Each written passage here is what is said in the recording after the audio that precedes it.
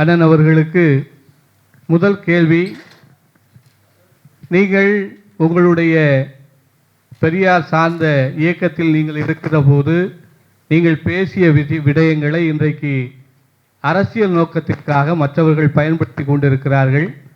அதனால் நீங்கள் அந்த நேரத்தில் பேசியதும் இந்த நேரத்தில் பேசியதாக அவர்கள் காட்டிக் கொண்டிருக்கிறார்கள். இதை நீங்கள் பல முறை சொல்லியிருக்கிறீர்கள். ஆனாலும் நம்முடைய கிறிஸ்தவர்களுக்கு இந்த நிகழ்ச்சியின் வழியாக உங்களுடைய அந்த காலத்தில் நடந்த விடயத்தை இன்றைக்கு எப்படி தவறாக பயன்படுத்துகிறார்கள் என்பதை பற்றி முதலில் சிறிது விளக்கம் கொடுக்குமாறு உங்களை அன்போடு கேட்டுக்கொள்கிறோம். கேள்வி வைப்பீங்கல்ல, அரங்கிலே அமர்ந்திருக்கிற என்னுடைய பேரன்பிற்கும் பெருமதிப்பிற்கும் உரிய பெருமக்கள் அனைவருக்கும் என்னுடைய அன்பு வணக்கம். என்னுடைய உணர்வோடும் உயிரோடும் கலந்து வாழுகின்ற என் தாய் தமிழ் உறவுகள் அனைவருக்கும் என்னுடைய அன்பும் வணக்கமும். மதிப்பிற்குரிய அருள் திரு மைப்பா அவர்கள் மக்களினுடைய மன உணர்விலிருந்து நீண்ட காலமாக என் மீதும் நாம் தமிழர் கட்சியின் மீதும் வைக்கப்படுகிற அந்த குற்றச்சாட்டிலிருந்து ஒரு கேள்வியை எழுப்பியிருக்கிறார்கள். இளம் வயதிலிருந்து இந்த இறை மறுப்பு சிந்தனையில் வளர்ந்தவன் நான். அப்போ அதற்கு ஏற்ப பெரியாரிய இயக்கம் இருந்தது. அப்போ கடவுள் மறுப்பு, இந்த சாதிய ஒழிப்பு இதெல்லாம் அவர்கள் கொள்கையாக சொல்லப்பட்டது. அதில் சிறு வயதிலிருந்து இணைந்து மார்க்சிய மேடைகள், அண்ணல் அம்பேத்கருடைய சிந்தனைகளை கொண்டு போகிற இயக்கங்கள், பெரியாரிய இயக்கங்கள், இதோடு இணைந்து பயணிச்சிருக்கு. இது குறைஞ்சது ஒரு 10 அல்லது 12 ஆண்டுகளுக்கு குறைவில்லாமல் இருக்கும். இப்போ அந்த காலகட்டங்களில் நான் எடுத்து வைத்த கிறித்துவ மக்களின் அவர்களுடைய வழிபாட்டு தெய்வங்களாக இருக்கிற குறிப்பாக இறை மகன் இயேசுவை விமர்சிச்சிட்டார் அப்படின்னு. அது எல்லா சமய இறைகளையும் தான் நான் கேள்விகள் எழுப்பியிருக்கேன். அது நீங்கள் கேட்டால் தெரியும். ஆனால் இதை வெட்டி பரப்பியவர்கள் யார் என்றால், எனக்கு யார் மேடை போட்டு கொடுத்தார்களோ அவர்கள்தான். நான் அதே இயக்கத்தில் இருந்து நாம் தமிழர் என்ற ஒரு அரசியல் இயக்கத்தை தொடங்காமல் இருந்திருந்தால் இதை வெட்டி பரப்ப வேண்டிய அவசியம் அவர்களுக்கு வந்திருக்குமா என்பதை நீங்கள் கேட்டிருக்கணும். நான் இந்த களத்தில் எங்களுடைய அருள் தந்தை அன்பிற்கினிய மைப்பா அவர்கள் சொன்னது போல, நாங்கள் யார் என்பதை உணரத் தொடங்கினதே மொத்தமாக எங்கள் இனம் செத்த அன்னைக்கு தான். ஓஹோ, நம்ம தமிழர்கள், அப்போ இந்த நிலத்தின் அரசியலும் இங்கே இருக்கிற தலைமைகளும் எங்களுக்கானது அல்ல. இந்த திராவிட பதர்களில் நானும் ஒருவன் தான். ஒரு நல்வாய்ப்பாக அந்த காலகட்டத்தில் 2008ஆம் ஆண்டு பிப்ரவரி மாதத்தில் என்னுடைய தலைமை, எங்களுடைய தலைவர் என்னை அழைத்து கொண்டு போய் அந்த 1 மாத காலத்தில் எனக்கு உணர்த்திய ஊட்டிய உணர்வில் தான் நான் எது எனக்கான அரசியல், எந்த பாதையை நாங்கள் பயணிக்க வேண்டியது என்பதை தெளிவு பெற முடிஞ்சது. அதுக்கப்புறம் இங்கே வரும்போது தான் தெரிஞ்சது, அப்படின்னு நான் வேறு வழி இல்லை, நாங்கள் சாதியும் மதமும் எங்கள் அடையாளம் அல்ல, அதுதான் எங்களை பிளந்து பிரித்து எங்களை பலகீனப்படுத்துகிறது. இதை நான் மட்டுமல்ல, நமது முன்னோர்கள் எல்லோரும் அறிவார்கள். அறிந்ததனால்தான் நாம் தமிழர் என்ற ஒரு அரசியல் இயக்கத்தை நம்முடைய தாத்தா சி.ப. ஆதித்தனார் அவர்கள் தொடங்கினார்கள். எனக்கு முன்னத்தியராக இந்த நிலத்தில் இருந்து இந்த தமிழ் சமூக ஓர்மைக்கும் அதனுடைய மேம்பாட்டுக்கும் அரும்பாடாற்றிய அண்ணன் பழனிபாபா அவர்களே சொல்கிறார், சாதி மதங்களாக நாம் பிளந்து பிரிந்து நின்றால் பலகீனப்படுத்தப்படுவோம், நாம் அச்சுறுத்தப்படுவோம் என்கிறார். மொழி இனமாக இணைந்து நின்றால் நாம் வலிமை பெறுவோம், பாதுகாப்பாக வாழ்வோம் என்கிறார். அந்த உணர்வின் அடிப்படையில் தான் நான் நாங்கள் தமிழர்கள், இந்தியர்கள், திராவிடர்கள், கிறித்தவர்கள், இஸ்லாமியர்கள், இந்துக்கள், நாடார், கோனார், செட்டியார், பிள்ளை, முதலி, கவுண்டர், வன்னியர், பறையர், இதெல்லாம் ஒரு குடி அடையாளம், அவ்வளவுதான். இந்த சமயங்கள் மாறிக்கொள்ளக்கூடியது. உங்களுக்கே தெரியும். நான் இன்னைக்கு இந்துவா இருக்கேன், நாளைக்கு கிறிஸ்தவன் ஆகலாம், நாளைக்கு இன்னைக்கு இந்துவா இருக்கேன், நாளை இஸ்லாத்தை ஏற்கலாம், இதில் ரெண்டு வேணான்னு வேறு பௌத்தத்தை கூட ஏற்கலாம். ஆனால் இன்னைக்கு தமிழனாக இருக்கிற நான் நாளைக்கு கன்னடராவோ தெலுங்கராவோ ஆக முடியாது. இதில் இருந்து ஒன்றை நீங்கள் விளங்கிக் கொள்ளணும், என் பிறப்பிலிருந்து இறப்பு வரை நான் தமிழன் தான். உலகத்தின் எந்த ஓரத்திற்கு போனாலும் இப்போது நான் கிறிஸ்தவன். அமெரிக்காவில் போய் ஹூவாரினா ஐ ஆம் கிறிஸ்டின் கிடையாது. இப்போது நான் இஸ்லாம். நான் அரேபிய நாட்டுக்கு போனால் ஹூவாரியோ என்றால் நீ யார் என்று கேட்டால் நான் இஸ்லாம் என்று சொல்ல முடியாது. இப்போது நான் இந்து. நான் பீகாரில் போனால் நீ யார் அப்படின்னு கேட்டால் நான் இந்து அப்படிலாம் சொல்ல முடியாது. அங்கே நீங்கள் எந்த மொழியில் பதில் சொல்கிறீர்கள் என்பதுதான் பார்க்கப்படும். உலகெங்கும் இதுதான் மரபு, இதுதான் வரலாற்று உண்மையும் கூட, நிகழ்வும் கூட. இப்போது கூட நீங்கள் இங்கிலாந்துக்கு சென்றால் ஐ ஆம் பிரிட்டிஷ் கிடையாது, ஐ ஆம் இங்கிலீஷ் தான். ஐ ஆம் கிறிஸ்டியன் கிடையாது, ஐ ஆம் இங்கிலீஷ் தான். சீனாவுக்கு போனால் ஐ ஆம் சைனீஸ் தான், ஐ ஆம் சீனன் கூட கிடையாது. பிரான்ஸுக்கு போங்க, நீங்கள் எல்லாரும் கிறிஸ்தவர்கள் தான். அவனுக்கிட்ட போய் நீங்கள் ஐ ஆம் கிறிஸ்டின் சொல்லுங்க. அவன் எந்த நாட்டுக்கு போனாலும் ஐ ஆம் ஃப்ரெஞ்ச் அப்படி தான் அறிமுகப்படுத்துவான். நீங்கள் வேணா போய் பாருங்க, ஏன்னா நான் அனுபவிச்சவன். அதனால மொழி வழியே தான் தேசிய இனங்கள், நிலங்கள். ஐரோப்பிய ஒன்றிய முழுமைக்கும் ஒரே சமயம்தான், கிறிஸ்துவ சமயம்தான். பிறகு ஏன் இத்தனை நாடுகள் என்ற கேள்வியை கேட்டீர் என்றால் உங்களுக்கு தெரிஞ்சிடும். அவன் டச்சு, அவன் ஜெர்மன், அவன் பிரெஞ்சு. அதனால ஒவ்வொரு மொழி வழியே தேசிய இனங்கள், நிலங்கள். இந்தியாவிலிருந்து பாகிஸ்தான் ஏன் பிரிந்தது உங்க எல்லாருக்கும் தெரியும். மதம், சமயம், மார்க்கம், இஸ்லாமிய மார்க்கம். ஓர் இறை, ஒரே வழி, அது நபிகளின் மொழி. அதை ஏற்று போனார்கள். பிறகு பங்களாதேஷ் ஏன் பிரிந்தது என்று பிறந்தது என்று கேட்டாலே அதுக்கு விடை தெரியும். அங்கே போய் முகமது அலி ஜின்னா உருது ஆட்சி மொழி என்ற உடனேயே என் தாய்மொழி என்னானது என்ற கேள்வி எழுந்து விட்டது. டாக்கா பல்கலைக்கழகத்தில் படித்து கொண்டிருந்த முஜிபுர் ரஹ்மானும் அவனுடைய நண்பர்களும் போராடத் தொடங்கினார்கள். அப்போ அவன் உருது, இவன் வங்காளி. அங்கே அங்கே மார்க்கம் நிக்கல, மொழி இனம்தான். தனி நாடு, தன் தாய் மொழியிலேயே வங்காள தேசம் என்று பிரிந்து விட்டான். இந்தியாவை பிரித்தது கூட மதம் வழியே, சாதி வழியே மாநிலங்கள் பிரிக்கப்படலை, மொழி வழியே தேசிய இனங்கள், நிலங்கள். தெலுங்கர்கள் நிறைந்து வாழ்கிறது ஆந்திரா, மலையாளிகள் நிறைந்து வாழக்கூடிய கேரளா, தமிழர்கள் நிறைந்து வாழக்கூடிய நிலப்பரப்பு தமிழ்நாடு. அப்படி மொழி வழியே தான் மாநிலங்களும் பிரிக்கப்பட்டு. அப்போ அதை புரிஞ்சுக்கணும். அந்த அடிப்படையில் நாங்கள் தமிழர்கள் என்ற உணர்வை பெற்று நாம் தமிழர் என்ற அரசியல் இயக்கத்தை நாங்கள் ஆரம்பித்த பிறகு திராவிட அரசியலை பேசிக்கொண்டிருந்தவர்களுக்கு ஒரு அச்சம் வர, எல்லா கிறிஸ்தவரும் இஸ்லாமியரும் இவனுக்கு ஓட்டு போட்டுருவாங்களோன்னு நினச்சி அந்த காணொலிகளை கிறிஸ்தவரத்தை இயேசு இறைமகன் இயேசுவை பற்றி ஒரு கேள்வி கேட்டார். இந்தா பாருங்கன்னு கிறிஸ்தவருக்கு அனுப்புறது, கிருஷ்ண பரமாத்மாவை பாருங்க எப்படி கேள்வி கேட்டிருக்காருன்னு கிறிஸ்தவ இந்துக்களுக்கு அனுப்புறது, ராமரை எப்படி கேள்வி கேட்கிறாரு பாருங்கன்னு அங்கே அனுப்புறது. இந்த வேலையை கேடுகட்ட, கேவலங்கட்ட, கொள்கை செத்து போன திராவிடர்கள் தான் செய்வாங்களே ஒழிய, நான் எடுத்து வச்ச கருத்தோடு கருத்து மோதணும். நாம் தமிழர் என்ற கட்சி தொடங்கப்பட்ட பிறகு நாங்கள் எடுத்து வைக்கிற அரசியலை தான் நீங்கள் பேசணும். பூச்சிக்கும் வண்டுக்கும் ஈக்கும் எறும்புக்கும் நாய்க்கும் நரிக்கும் அரசியல் பேசிட்டு இருக்கிறோமா இல்லையா? இந்த நாட்டில் வணங்குகிறதுக்கு கோடி சாமி இருக்கு இந்த உலகத்தில், ஆனால் வாழ்றதுக்கு ஒரு பூமி தான் இருக்கு.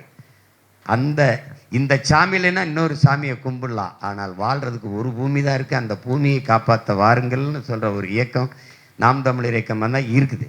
நாங்கள் அவ்வளவு ஆக்கப்பூர்வமான அரசியலை எடுத்து வைக்கிறோம், உயிர்மை அரசியலை எடுத்து வைக்கிறோம். மொழி காக்க, இனம் காக்க, மண் காக்க, இந்த மண்ணின் மக்களின் மானம் காக்க, அவர்கள் நலம் காக்க அவ்வளோ அரசியல் எடுத்து வைக்கிறோம். அதை பற்றி பேசாமல் 20 ஆண்டுகளுக்கு முன்னாடி பேசினதையே இப்போ பேசிட்டு இருக்கிறது அது ஆக்கப்பூர்வமானது அல்ல. அன்றைக்கே நான் அப்படி பேசியிருந்தால் அது தவறு. பெரியாரிய மேடையில் பேசினது தவறு. இன்றைக்கு என்னகிட்ட கேட்டீர்கள் என்றால் எங்களுக்கு பெரியாரே ஒரு பெரும் தவறு. அதுதான் எங்களுடைய கோட்பாடு. என்னை ஒருத்தர் கேட்டார், இது பெரியார் மண்ணுன்னு. எங்களுக்கு பெரியாரே ஒரு மண்ணு தான். அதில் எங்களுக்கு ஒன்றும் கிடையாது. எங்களுக்கு சொந்த பெரியார் 1000 பெரியார் இருக்கார். எங்கிருந்தோ வந்த பெரியார் எங்களுக்கு தேவையில்லை. அது எங்கள் கருத்து. அதில் அதுக்கு திரும்ப திரும்ப விளக்க வேண்டியதில்லை. இன்னைக்கு உங்கள் மகன் என்ன அரசியலை எடுத்து வைக்கிறேன், எவ்வளவு ஆழ்ந்த நோக்கத்தோடு அன்போடு இந்த மண்ணை மக்களும் நேசித்து எடுத்து வைக்கிறேங்கிற, நாங்கள் உங்கள் பிள்ளைகள் எடுத்து வைக்கிறோங்கிறது தான் நீங்கள் கவனிக்கணும். கடந்த காலத்தையே பேசிக்கொண்டு இருக்கக்கூடாது.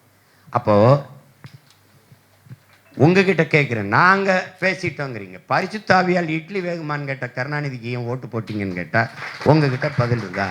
கன்னியாஸ்திரிகள் எல்லாம் கன்னியாஸ்திரிகள் ஒன்றும் இல்லையே என்ற கருணாநிதியை உங்களால் மன்னிக்க முடியும், என்னையே மன்னிக்க முடியாதா? என்னையே இது பண்ண முடியாதா? எல்லாத்தையும் மன்னிக்கிற எனக்கு கர்த்தரே மன்னிச்சாலும் நீங்கள் மன்னிக்க மாட்டீங்க போல் இருக்குது. அதுதான் இங்கே இருக்கிற பெரிய இது. அதை விடுங்க. இப்போ என்ன அரசியல்? இன்னைக்கு சீமான் பேசுகிற நாம் தமிழர் கட்சி பிள்ளைகள், தம்பி தங்கைகள், அவன் உடன் பயணிக்கிற உறவுகள் எடுத்து வைக்கிற அரசியல் என்ன? அது இந்த நாட்டுக்கு மக்களுக்கும் தேவையா? தேவையில்லை. தேவையில்லை, நிராகரியுங்கள். தேவை, ஆதரியுங்கள். அவ்வளவுதான். அடுத்து,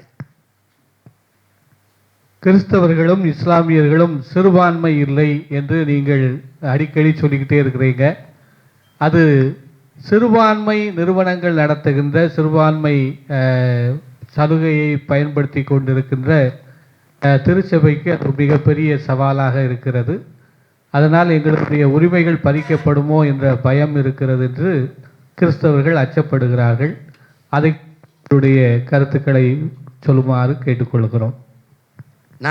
நான் முன்ன பதிவு செய்த பதிலேயே உங்களுக்கு இருக்குது, அதுக்கான விடை இருக்குது. உங்களுக்கு ஒன்று சொல்ல விரும்புகிறேன். மறுபடியும் எனது அன்பு உறவுகளுக்கு இந்த கருத்தை திரும்ப திரும்ப நீங்களே அருள் தந்தை மைப்பா அவர்கள் பதிவு, நான் பலமுறை விளக்கம் சொல்லிட்டேன். ஏன்னா 2000 ஆண்டுகளாக பைபிளை திரும்ப திரும்ப படித்துக்கிட்டு இருந்து நம்ம தவறு பண்ணிக்கிட்டு இருக்கிறதுனால இப்போ இன்னொரு தடவை நான் விளக்கிறேன். அதாவது, உலகில் மானுடனை கணக்கிடும்போது மதங்களை வச்சு கணக்கிடுவது இல்லை. மதத்தின் அடிப்படையில் மானுடன் அவனுடைய எண்ணிக்கையை குறிப்பிடுவது இல்லை. அதை நீங்கள் நன்கு புரிஞ்சுக்கணும். மொழி இன அடிப்படையில் தான் அவர்களை கணக்கிடுகிறார்கள். அப்படி பார்க்கும்போது உலகம் முழுமைக்கும், நம்ம மட்டும் இல்லை, உலகம் முழுமைக்கும் அதுதான். இங்கே வரலாறு முழுக்குமே அதுதான். நீங்கள் பார்த்தீங்கன்னா அப்போ அப்படி இருக்கும்போது இந்த நிலப்பரப்பில் மட்டும் கிறிஸ்தவர் இஸ்லாமியர்களை சிறுபான்மை என்று சொல்வது ஏன் என்பதுதான் நம்முடைய கேள்வி. நான் பிறப்பால் ஒரு தமிழன், மொழிவழி தேசியனம் அப்படிங்கிற அடிப்படையில் நான் பெரும்பான்மை தேசியனத்தின் மகன். என்னையை இந்த நிலத்தில் சிறுபான்மை என்று சொன்னவர் யார் என்றால் தெலுங்கர், கன்னடர், மலையாளி. இவர்தான் உண்மையிலே சிறுபான்மை. இந்த நிலத்தை ஆண்ட இவர்கள் தான் சிறுபான்மை. எம்ஜிஆர் ஐயா வந்தாலும் எங்களை சிறுபான்மைங்கிறார், ஜெயலலிதா அம்மையார் வந்தாலும் சிறுபான்மைங்கிறார், கருணாநிதி ஐயா அவர் மகன் வந்தாலும் சிறுபான்மை. ஹூவாரியும் நீ முதல்ல யாரு? நீ பெரும்பான்மை. எந்த அடிப்படையில் பெரும்பான்மை? நீ சார்ந்திருக்கிற மதத்தின் அடிப்படையில் பெரும்பான்மையா? அப்ப சார்ந்திருக்கிற மதத்தின் அடிப்படையில் பெரும்பான்மையின் எண்ணம் கொண்ட நீ மதவாதத்திற்கு, மத அரசியலுக்கு எதிரானவன் என்று பேசுவது எவ்வளவு பெரிய அயோக்கியத்தனம்! அது எப்படி? நீ எப்படி பெரும்பான்மையான? இந்த நிலம் தமிழர் நிலம், இந்த இனம் இந்த நிலம் தமிழ் என்ற பேரினம் நிறைந்து வாழக்கூடிய நிலம். இந்த நிலத்தில் தமிழ் பேசக்கூடிய மக்கள். மதத்தை வைத்து எந்த மானுடனையும் உலக அளவில் கணக்கிட்டது கிடையாது. அது இந்த நிலப்பரப்பில் மட்டும் நீங்க பேசிக்க வேண்டியது இல்லை. நீங்க எங்க வேணாலும் பயணம் பண்ணிப்பார். அப்படி இருக்கும்போது இவன் நேத்து, நான் பலமுறை கேள்வி கேட்டேன், பலமுறை. நேத்து எங்க அப்பா இளையராஜா இன்னைக்கு நீங்க சொல்ற இந்து, அவர் சான்றிதழ்ல நீங்க வச்சிருக்கிறது இந்து. என் தம்பி யுவன் சங்கர் ராஜா இஸ்லாம். அப்பா பெரும்பான்மை, மகன் சிறுபான்மை என்பதை நீங்கள் ஏற்கிறீர்களா, எதிர்க்கிறீர்களா? சரி, அருமை சகோதரர் AR ரஹ்மான் யார்? இஸ்லாமியர். இஸ்லாமா வருவதற்கு முன்பு அவர் யார்? நமக்கு தெரிஞ்சுதான் அவர் இஸ்லாமா மாறியிருக்கார். அவருடைய சொந்த அக்காளுடைய மகன் என்னுடைய தம்பி ஜீவி பிரகாஷ் இந்து. அப்போ தாய் மாமன் இஸ்லாம், மருமகன் இந்து. அப்போ மாமன் சிறுபான்மை, மருமகன் பெரும்பான்மை என்பதை ஏற்கிறீர்களா எதிர்க்கிறீர்களா? இங்கேயே எவ்வளவு நகைச்சுவையாக இருக்கு பாருங்க. டேய், என்னை பெத்தவன் பெரும்பான்மை, நான் அவனுக்கு மகனாக பிறந்தவன். வழிபாட்டுக்காக ஒரு இறையை ஏற்று நான் வழிபடுகிறேன். அது என் ஒவ்வொரு மனிதனுடைய தனிப்பட்ட விருப்பம். வழிபாடும் உடையும் உணவும் அவனவன் விருப்பம். எனக்கு நீ இந்த பிரியாணி தான் இருக்கு சாப்பிட்டா அது சொல்லாத. பட்டினி நடந்து செத்தாலும் சாவன். எனக்கு பிடிக்காத உணவு வேணான்னா வேணாம், எனக்கு இது பிடிச்சிருக்கு ஏற்கிறேன். அப்படிதான் நீ பார்க்கணும். ஏன் உலகத்தில் எந்த இங்கே இங்கே இங்கே இருக்கிற இப்போ நீங்கள் தமிழருடைய சமயம் எது? சைவம், சிவசமயம். இன்னைக்கு வரைக்கும் எங்களுடைய சொத்து பத்திரத்தில், எங்கள் அப்பாவோட சொத்து பத்திரத்தில் சிவ கோத்திரம் தான் இருக்குது. கோயிலுக்கு நானும் என் மகனும் போனால் என்ன கோத்திரம்னு கேட்குறாரு. நாங்கள் சிவ கோத்திரம்னு தான் சொல்கிறோம், சைவ கோத்திரம்னு தான் சொல்கிறோம். சைவம் சிவனை வழிபடுகிற சிவசமயம், திருமாலை வழிபடுகிற மாலியம். பிறகு இவர்கள் வந்த பிறகு அதை வைணவம்ங்கிற சமஸ்கிருத பேர் வந்துட்டு, மாலை வழிபடுகிற வைணவம். திரும்ப திரும்ப நான் சொல்கிறேன் பாருங்க, திருமால் என்கிற சொல்லே தமிழ். நான் திரும்ப திரும்ப சொல்கிறேன், டே, இந்த நாட்டில் இருக்க எல்லா பேருக்கும் கடவுளை கடன் கொடுத்தவங்க நாங்கள். நீங்கள் சிவன், முருகன், திருமால் எல்லாம் தமிழன் இறை. மால் என்றால் கருப்பு. வணங்குகிற தெய்வத்தை மரியாதை அணைக்கணும்னு திருமால், பெருமாள் என்று அழைத்தவன் தமிழன். இப்போ இந்த இதுல இந்த சமயங்களை இருக்கும்போது ஏற்றதாழ்வு இல்லை. சைவமே, தமிழும் சைவமும் பிரிக்க முடியாத ஒன்று. தமிழே சமயம்தான். எந்த சைவ மடத்துக்கு போனாலும் வாசல்ல எழுதியிருக்கும் தமிழும் சைவமும் தலைத்து ஓங்குக என்று இருக்கும். நீங்கள் போய் பண்ண பார்க்கலாம், சைவ மடங்களை போய் பார்க்கலாம். அப்போ அந்த இடத்துல உங்களுக்கு தெரியும், இங்கே இந்து என்கிற சமயம் எப்படி உருவானதுன்னு உங்களுக்கு தெரியும் வரலாற்று பூர்வமாக. சார் வில்லியம் ஜோன்ஸ் கல்கத்தானுடைய இவர் ஆளுநராக இருக்கும்போது இங்கே இருக்கிறவங்க போய் திருப்பி திருப்பி திருப்பி எங்களை இந்துக்கள் சொல்லுங்க இந்துக்கள்னா, அவங்கெல்லாம் வெள்ளை நிறத்தில் இருந்த பிராமணர்கள், இந்த ஆரியர்கள் நம்மவர்னு நினச்சிட்டு அவங்களுடைய மொழி, அவங்களுடைய இலக்கியம் தான் உயர்ந்ததுன்னு எழுதிக்கிட்டே இருந்தான். உலக நாடு புறா மேக்ஸ் முல்லர் இவங்கெல்லாம் கொண்டு போய்கிட்டு இருந்தாங்க. எல்லிஸ் வந்து தான் அதுக்கு முன்னாடி ஒரு மொழி இருக்குடா, இங்கே ஆகச்சிறந்த இலக்கிய வளமையை கொண்ட ஒரு மொழி இருக்குடான்னு வந்து எல்லிஸ் தான் அதை எடுத்து கொண்டு போய், உங்களுக்கு தெரியும் எல்லிஸ் இந்த எந்த இடத்துல போச்சுக்காருன்னு தெரியாத அளவுக்கு வச்சிருக்கான் திராவிட. அவன் வந்து என்ன கால்டுவெல்ல வச்சிருப்பான், எல்லிஸை ஒழிச்சிருப்பான். கால்டுவெல் திராவிடம்னு சொல்லிட்டார்ல, திராவிட மொழிகளின் ஒப்பிலக்கணம் எழுதுனால கால்டுவெல்ல வச்சிருப்பான், எல்லிஸை கொண்டாட மாட்டான். அப்போ அந்த சார் வில்லியம் ஜோன்ஸ் போட்ட கையெழுத்து, எவன் கிறிஸ்தவன் இல்லையோ, எவன் பார்சி இல்லையோ, எவன் ஆங்கிலோ இந்தியன் இல்லையோ, எவன் இஸ்லாமியன் இல்லையோ, அவனெல்லாம் இந்துன்னு போட்ட கையெழுத்தில் நீங்களும் இந்து நானும் இந்து. ஆனால் நான் சைவன், நீங்கள் இவர் சொல்கிற மாதிரி வைணவன், நீங்கள் பௌத்தன், அவன் சீக்கியன், அவன் சமணன், அவன் இப்படி தான் இருக்குது. ஆனால் புத்த மதம் அது தனி, புத்தனை ஏற்றுக்கொண்ட பௌத்தம் தனி.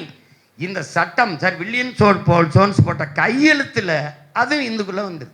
இப்போ அண்ணல் அம்பேத்கர் இந்த மத கோட்பாட்டுக்குள்ளே இருந்து இந்த சாதிய இழிவு தீண்டாமையிலிருந்து விடுபடுவதற்கு பௌத்தத்தை தழுவியதும் பயனற்று போனது. உங்களுக்கு புரிஞ்சிருச்சுன்னு நினைக்கிறேன்.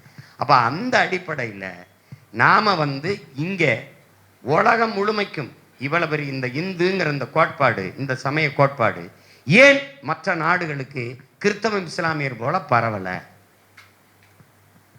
ஐரோப்பாவில் தோன்றிய இந்த கிறிஸ்தவம் உலகம் பூரா இருக்குது, அரேபியாவில் தோன்றிய இஸ்லாம் உலகம் பூரா இருக்குது. இந்த சமயம் ஏன் போலாம்? இந்த மதத்தில் இந்த கோட்பாட்டுக்குள் இருக்கிற ஏற்றதாழ்வும் சாதிய இழிவும் தீண்டாமையும் இந்த ரெண்டு சமயத்தின் இல்லாதனால ஒரு என்ன சொல்றது, ஒரு பெரும் தீ மாதிரி பரவிட்டது. அதை தான் அண்ணன் பழனிபாபாவுடைய Islam not a religion, it's a revolution சொன்னது காரணம். இந்த தெருவில் போகாதடா நீ சாணாப்பைய, இந்த தெருவில் குளிக்காதடா நடக்காதடா நீ பரப்பைய, இந்த இதில் போகாதடா நீ பல்லப்பைய, நீ இந்த குளத்தில் குளிக்காத, இந்த கோயிலுக்குள்ள வராத என்பது இவன் என்ன இப்படி சொல்லிக்கிட்டே இருந்தான். அவன் பார்த்தா தீட்டு தொட்டா தீட்டுன்னான். அவன் வெள்ளைக்காரன் வந்தான், அவன் சமயம் பிறகு அவனுக்கு ஒன்றும் இல்லை, அவன் வெள்ளையாக இருந்தான், நாங்கள் கருப்பாக இருந்தோம், எங்களை தொட்டா தீட்டுன்னா அவன் தொட்டான். ஆண்டவர் கர்த்தருக்கு தோத்திரம்னா ஆமா தோத்திரம் தான். இவ்வளோதான் நடந்துருச்சு. இவ்வளவுதான் நடந்துருச்சே. இங்க நின்றுக்கிட்டே இங்க வாடா பரப்பையில, இங்க வாடா பல்லப்பையில அப்படின்னு கூப்பிட்டுக்கிட்டு இருந்தான். அவன் வந்தான், இஸ்லாத்தை ஏற்ற உடனே வாங்க பாய் அப்படின்னா, பல்லனும் பறையனுமா இருக்கிறதுக்கு பாயா இருக்கிறது மேலுன்னு போயிட்டான். இவ்வளவுதான் பெருமக்களே.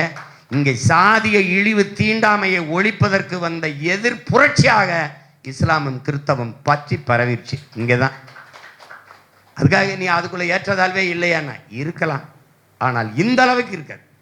இதில் நடக்காத, இந்த கோயிலுக்குள்ள வராத, இங்க போகாத, இங்க குளிக்காத, இந்த நிலத்தில் இன்றை வரை 21ஆம் நூற்றாண்டில் மானுட சமூகம் வெக்கி தலகுலிய வேண்டியது. இந்த நாட்டில் சமத்துவம், சகோதரத்துவம், சமதர்மம் எல்லாம் பேசிக்கிட்டு இருக்கோம். ஆனால் ஒவ்வொரு சாதிக்கும் தனித்தனி குளம், தனித்தனி கிணறு, தனித்தனி சுடுகாடு.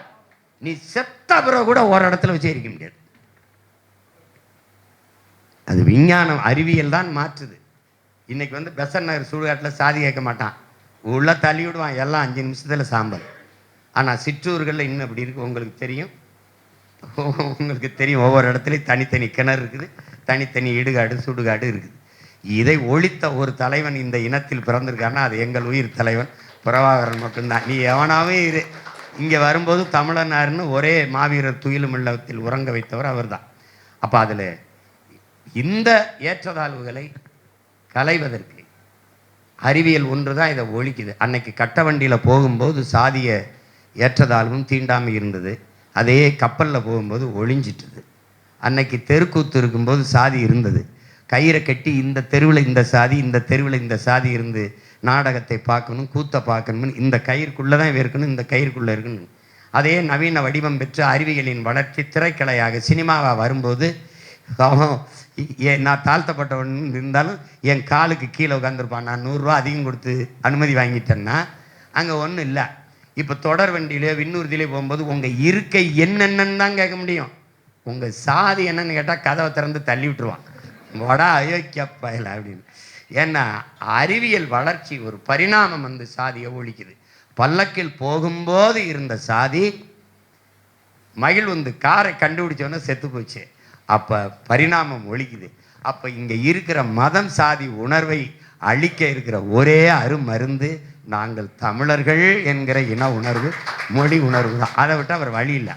அப்போ அந்த அடிப்படையில் இருங்க, அதிலே சொல்லி முடிக்கல. சிறுபான்மை என்பதை நீங்கள் எந்த அளவில் ஏற்கிறீங்க? நாங்கள் கிறிஸ்துவ மிஷினரி வச்சுருக்கோம், அதில் பள்ளிக்கூடம் வச்சுருக்கோம், கல்லூரி வச்சுருக்கோம், இஸ்லாமியர்கள் ட்ரஸ்ட் வச்சுருக்கோம், வக்பு வச்சுக்கிட்டு இது பண்ணுறோம் அது பண்ணுறோம். என் அன்பு மக்கள்கிட்ட நான் கேட்குறது ஒன்று தான், உங்களுக்கு இந்த நாட்டில் வேண்டியது உரிமையா சலுகையா? உரிமையை வேணும்னா சலுகைக்கு என்ன? இலவசத்துக்கு கையேந்துவதும் 5க்கும் 10க்கும் வேட்டிக்கும் சேலைக்கும் அரிசிக்கும் பருப்புக்கும் கையேந்துவது எவ்வளவோ எப்படியோ அப்படிதான் நாங்கள் சிறுபான்மை. உன்னை நீ யார், நீ எப்படி குறிக்கிற? அவன் யார்? உன்னை சிறுபான்மைன்னு சொல்கிறவன் யார்? அதை நீ கேட்கணும்ல. இன்றைக்கு வரைக்கும் கருணாநிதி திமுக தான் எங்களுக்கு பாதுகாப்பு. ஐயோ பெருமக்களே, நீங்கள் தான் இஸ்லாமிய கிறிஸ்தவ பெருமக்கள் தான் பன்னெடுங்காலமாக கருணாநிதி வீட்டுக்கு பாதுகாப்பு, அவர்களுக்கு ஆட்சி அதிகாரத்தை கொடுத்து வச்சுருக்கீங்க. பத்திரமா ஓட்டை போட்டு போட்டு நாட்டை ஆளவும், நம்மளை ஆளவும், அதிகாரத்தை அவங்க வீடு பார்த்து பாதுகாப்பாக வசதியாக வாழவும், நம்மை ஆளவும் அதிகாரத்தை கொடுத்த பெருமக்கள் இந்த பெருமக்கள் தான். சிறுபான்மைங்கிற சிந்தனையே இழிவு, அதை தொடை தெரியணும். என்னை தாழ்ந்தவன், நான் தாழ்த்தப்பட்டவன் என்று சொல்வதை நீங்க ஏற்கிறீர்களா? தாழ்த்தப்பட்டவன் என்ற சொல்லுதான், தாழ்ந்தவன் என்று எவனும் இல்லை. தாழ்த்தப்பட்டவன் என்றால் யார் தாழ்த்தியவன் என்ற கேள்வி எழுதா இல்லையா? அப்ப அந்த அந்த அந்த இடத்துல கோபம் வரணும். என்னை தாழ்த்தப்பட்டவன் சொல்றதுக்கு நீ யாரு? நீ யாரா? நான் சிட்டிசன் ஆஃப் இந்தியா, நீனும் சிட்டிசன் ஆஃப் இந்தியா. அப்புறம் நீ என்ன பெரும்பான்மை, நான் சிறுபான்மை? சிறுபான்மை மக்களுக்கு என்ற வரிச்சலுகை உண்டா? 18 விழுக்காடு ஜிஎஸ்டில இஸ்லாம் கிறிஸ்தவருக்கு 10 விழுக்காடு அப்படி ஏதாவது இருக்கா? என்ன நீ எதுக்கு நீ இந்த சலுகைன்னு இருக்க? இந்த நாட்டில் அது என் உரிமை, இந்த நாட்டின் குடிமகன், எனக்கான உரிமை. இந்த சலுகைன்னு சொல்லி அது ஒரு குறுகிய வட்டத்துக்கு அடிச்சு அதை அச்சப்படுத்தி சொந்த நாட்டு மக்களையே ஏதோ ஒரு வேற்று கிரகத்திலிருந்து குடியேறிவது போல தமிழர்கள் பூர்வீக குடி மக்கள், அவர்கள் அவர்கள் விருப்பத்திற்கேற்ப இங்கே மதங்களை, மார்க்கங்களை, சமயங்களை தேர்வு செய்து கொண்டார்கள். இது இல்லைன்னா நாளைக்கு அது வேணான்னா மாறிக்கிற போகிறாங்க, இது இல்லைன்னா இது பண்ணாங்க. ஆனால் உலகத்தின் எந்த ஓரத்திற்கு போனாலும் அவர்கள் தமிழர்கள் என்பதில் எந்த மாறுதலையும் செய்ய முடியாது. அப்படி இருக்கும்போது நீங்கள் இந்த சிறுபான்மை என்ற சொல்வதை நாங்கள் ஏற்கலை. நாங்கள் பெரும்பான்மை தேசினத்தின் மக்கள். நாங்கள் இறை வழிபாட்டிற்காக இறைமகன் இயேசு அவர்களை வழிகாட்டியாக ஏற்று அவரை இறையாக ஏற்று நாங்கள் இந்த கிறிஸ்தவத்தை ஏற்றுக்கிறோம். நபிகள் நாயகம் அவர்களை இறை தூதராக ஏற்று நாங்கள் இந்த இஸ்லாத்தை ஏற்றுக்கிறோம். இவ்வளவுதான். அதை புரிஞ்சுக்கணும். அதை புரிஞ்சுக்கிட்டு நான் சிறுபான்மைன்னு சரி, இங்கே சிறுபான்மை, காஷ்மீரில் போய் இஸ்லாமியனை சிறுபான்மைன்னு சொல்லிட்டு வந்துடுவியா? எப்படி சொல்லுவ? அது பைத்தியக்காரத்தனம். அதை ஏற்கக்கூடாது. அது என்ன பண்ணுதுன்னா நம்ம பிள்ளைகளுக்கு வந்து ஒரு அச்ச உணர்வையும் குற்ற உணர்வையும், நம்ம சிறுபான்மையாமல, நம்ம அவங்கெல்லாம் பெரியவர்களாமல, அதுக்குள்ளே தான் அந்த சாதிய உணர்வு தான். இவன் பெரிய சாதி, இவன் ஆதிக்க சாதி, அவங்களெல்லாம் நம்ம மதிக்கணும், அவங்களெல்லாம் நம்ம வணங்கணும், இப்படிங்கிற ஒரு அந்த தாழ்வு மனப்பான்மையை ஊண்டி ஊண்டி ஊண்டி இந்த ஏற்கனவே இந்த இனம் போர்க்குணம் மற்று போயிருக்குது. பயந்துக்கிட்டு இதில் வந்து நீங்கள் சிறுபான்மைன்னு என்ன சிறுபான்மை? சரி, நான் சிறுபான்மை, நீங்களும் சிறுபான்மை. நான் இஸ்லாமுக்கு சிறுபான்மை, நீங்கள் கிறிஸ்தவர் சிறுபான்மை. ஸ்டாலினும் உதயநிதியும் பெரும்பான்மைன்னா எப்படி பெரும்பான்மை சொல்லு, யாராவது சொல்லு.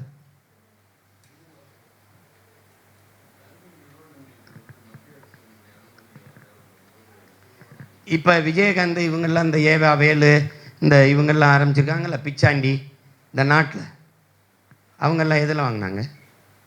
அவங்களும் லிங்குவிஸ்டிக் மைனாரிட்டி தான். அது எப்படி? நாங்கள் மத்திய அரசு உங்களுக்கு என்ன கொடுத்துச்சு? மத்திய அரசு நான் இப்போ எல்லா பள்ளிகளும் மத்திய அரசு அனுமதி கொடுத்தேன். இப்போ ஏஜி சண்முகம் தொடங்கினதும் எஸ்ஆர்எம் தொடங்கின பல்கலைக்கழகமும் வேல்ஸ் இதெல்லாம் எப்படி நடக்குது? நான் கேட்குறதுக்கு பதில் சொல்லுங்க. ஏவா வேலு கல்லூரி வச்சுருக்கிறாரா இல்லையா? பிச்சாண்டி வச்சுருக்கிறாரா இல்லையா? இவங்கெல்லாம் என்னதில் வச்சுருக்காங்க? அப்புறம் நீ சிறுபான்மை, இப்போ என்னையும் சிறுபான்மைங்கிற?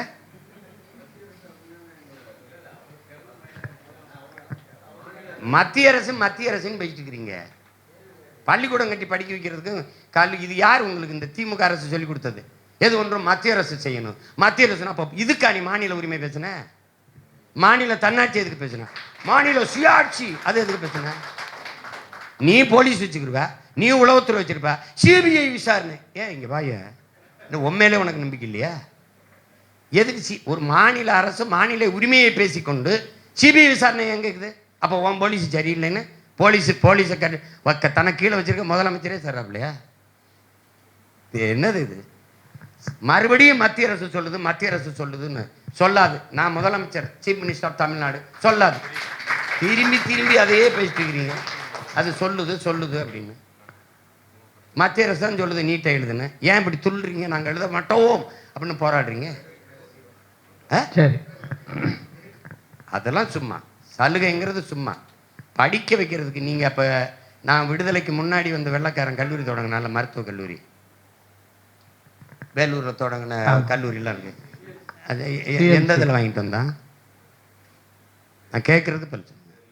அப்புறம் இந்த நாட்டில் அதிகப்படியாக கல்லூரிகள், பள்ளிக்கூடங்கள், மருத்துவமனைகளை கட்டி இந்த நாட்டுக்கு மருத்துவ கல்லூரிகளை கட்டி சேவை செஞ்சது யார்? வெள்ளைக்கார கிறிஸ்தவர்கள். அவன் எந்த அனுமதியை வாங்கிட்டு வந்து செஞ்சான்? இதையாவது சும்மா இது இந்த திராவிடர்கள் அவுத்து விடுற கதையவே நீங்களும் எனக்கு அவுத்து விடக்கூடாது. புரியுதா? அது ரொம்ப பழைய சோறு, தெளிவுதான். அதுதான் சொல்றேன். அது சும்மா அப்படியே இருந்தாலும் எனக்கு சலுகை வேண்டாம். இந்த நாட்டின் குடிமகன் எனக்கு உரிமை வேண்டும். அதுதானே முக்கியம். அப்புறம் உரிமையை தர மறுக்க நீ யாரு? உரிமையை தர மறுக்கிறவனுக்கு என்னுடைய ஓட்டதுக்கு, என்னுடைய வாக்குதுக்கு, என் வாக்கால் உனக்கு வலிமை எதற்கு? அந்த நிமிர்வு வந்துருச்சுன்னா அவன் ஒன்றும் யார் பெரும்பான்மை யார் சிறுபான்மைன்னு தெரியுது. அதுதானே முக்கியம்.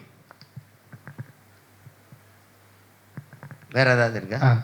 அடுத்தபடியாக இப்பொழுது இந்த தாய் மதம் திரும்ப வேண்டும் என்று சொல்லி நீங்கள் ஒரு தடவை வேற ஒரு கான்டெக்ஸ்டில் பேசின விஷயம், அது கிறிஸ்தவர்கள் மத்தியிலே பரபரப்பாக பேசப்பட்டது. அவர்களுக்கு சீமானுக்கு எதிராக அந்த செய்தியை அதிகமாக பரப்பினார்கள். அந்த தாய் மதம் திரும்ப வேண்டும் என்று நீங்கள் சொன்ன அதனுடைய உள்நோக்கம் என்ன? அதை கிறிஸ்தவர்கள் எப்படி புரிந்து கொள்வது அப்படிங்கிறத பற்றி உங்களுடைய கிறிஸ்தவர்கள் புரிந்து கொள்வதை விட கிறிஸ்தவர்களை நான் புரிந்து கொள்வது, என்னை எதிர்க்க வேண்டும் என்பதை தவிர வேற எந்த நோக்கமும் அவர்களுக்கு இல்லை என்பதை நான் வந்து தெளிவாக விளங்குகிறேன். உங்களுக்கு தாய் மதம்ங்கிற சொல்லை நான் எங்கே பயன்படுத்தியிருக்கேன், யாரையாவது காட்ட சொல்லுங்க. என்ன மண்டை ஆட்டுறீங்க? தாய் மதம்ங்கிற சொல்லை நான் எங்கே பயன்படுத்தியிருக்கேன்? கிறிஸ்தவர்கள் மட்டும் இல்லை, இஸ்லாமியர்களே சில பேர் எப்படி தாய் மதம்ங்கிற சொல்லை நான் எங்கே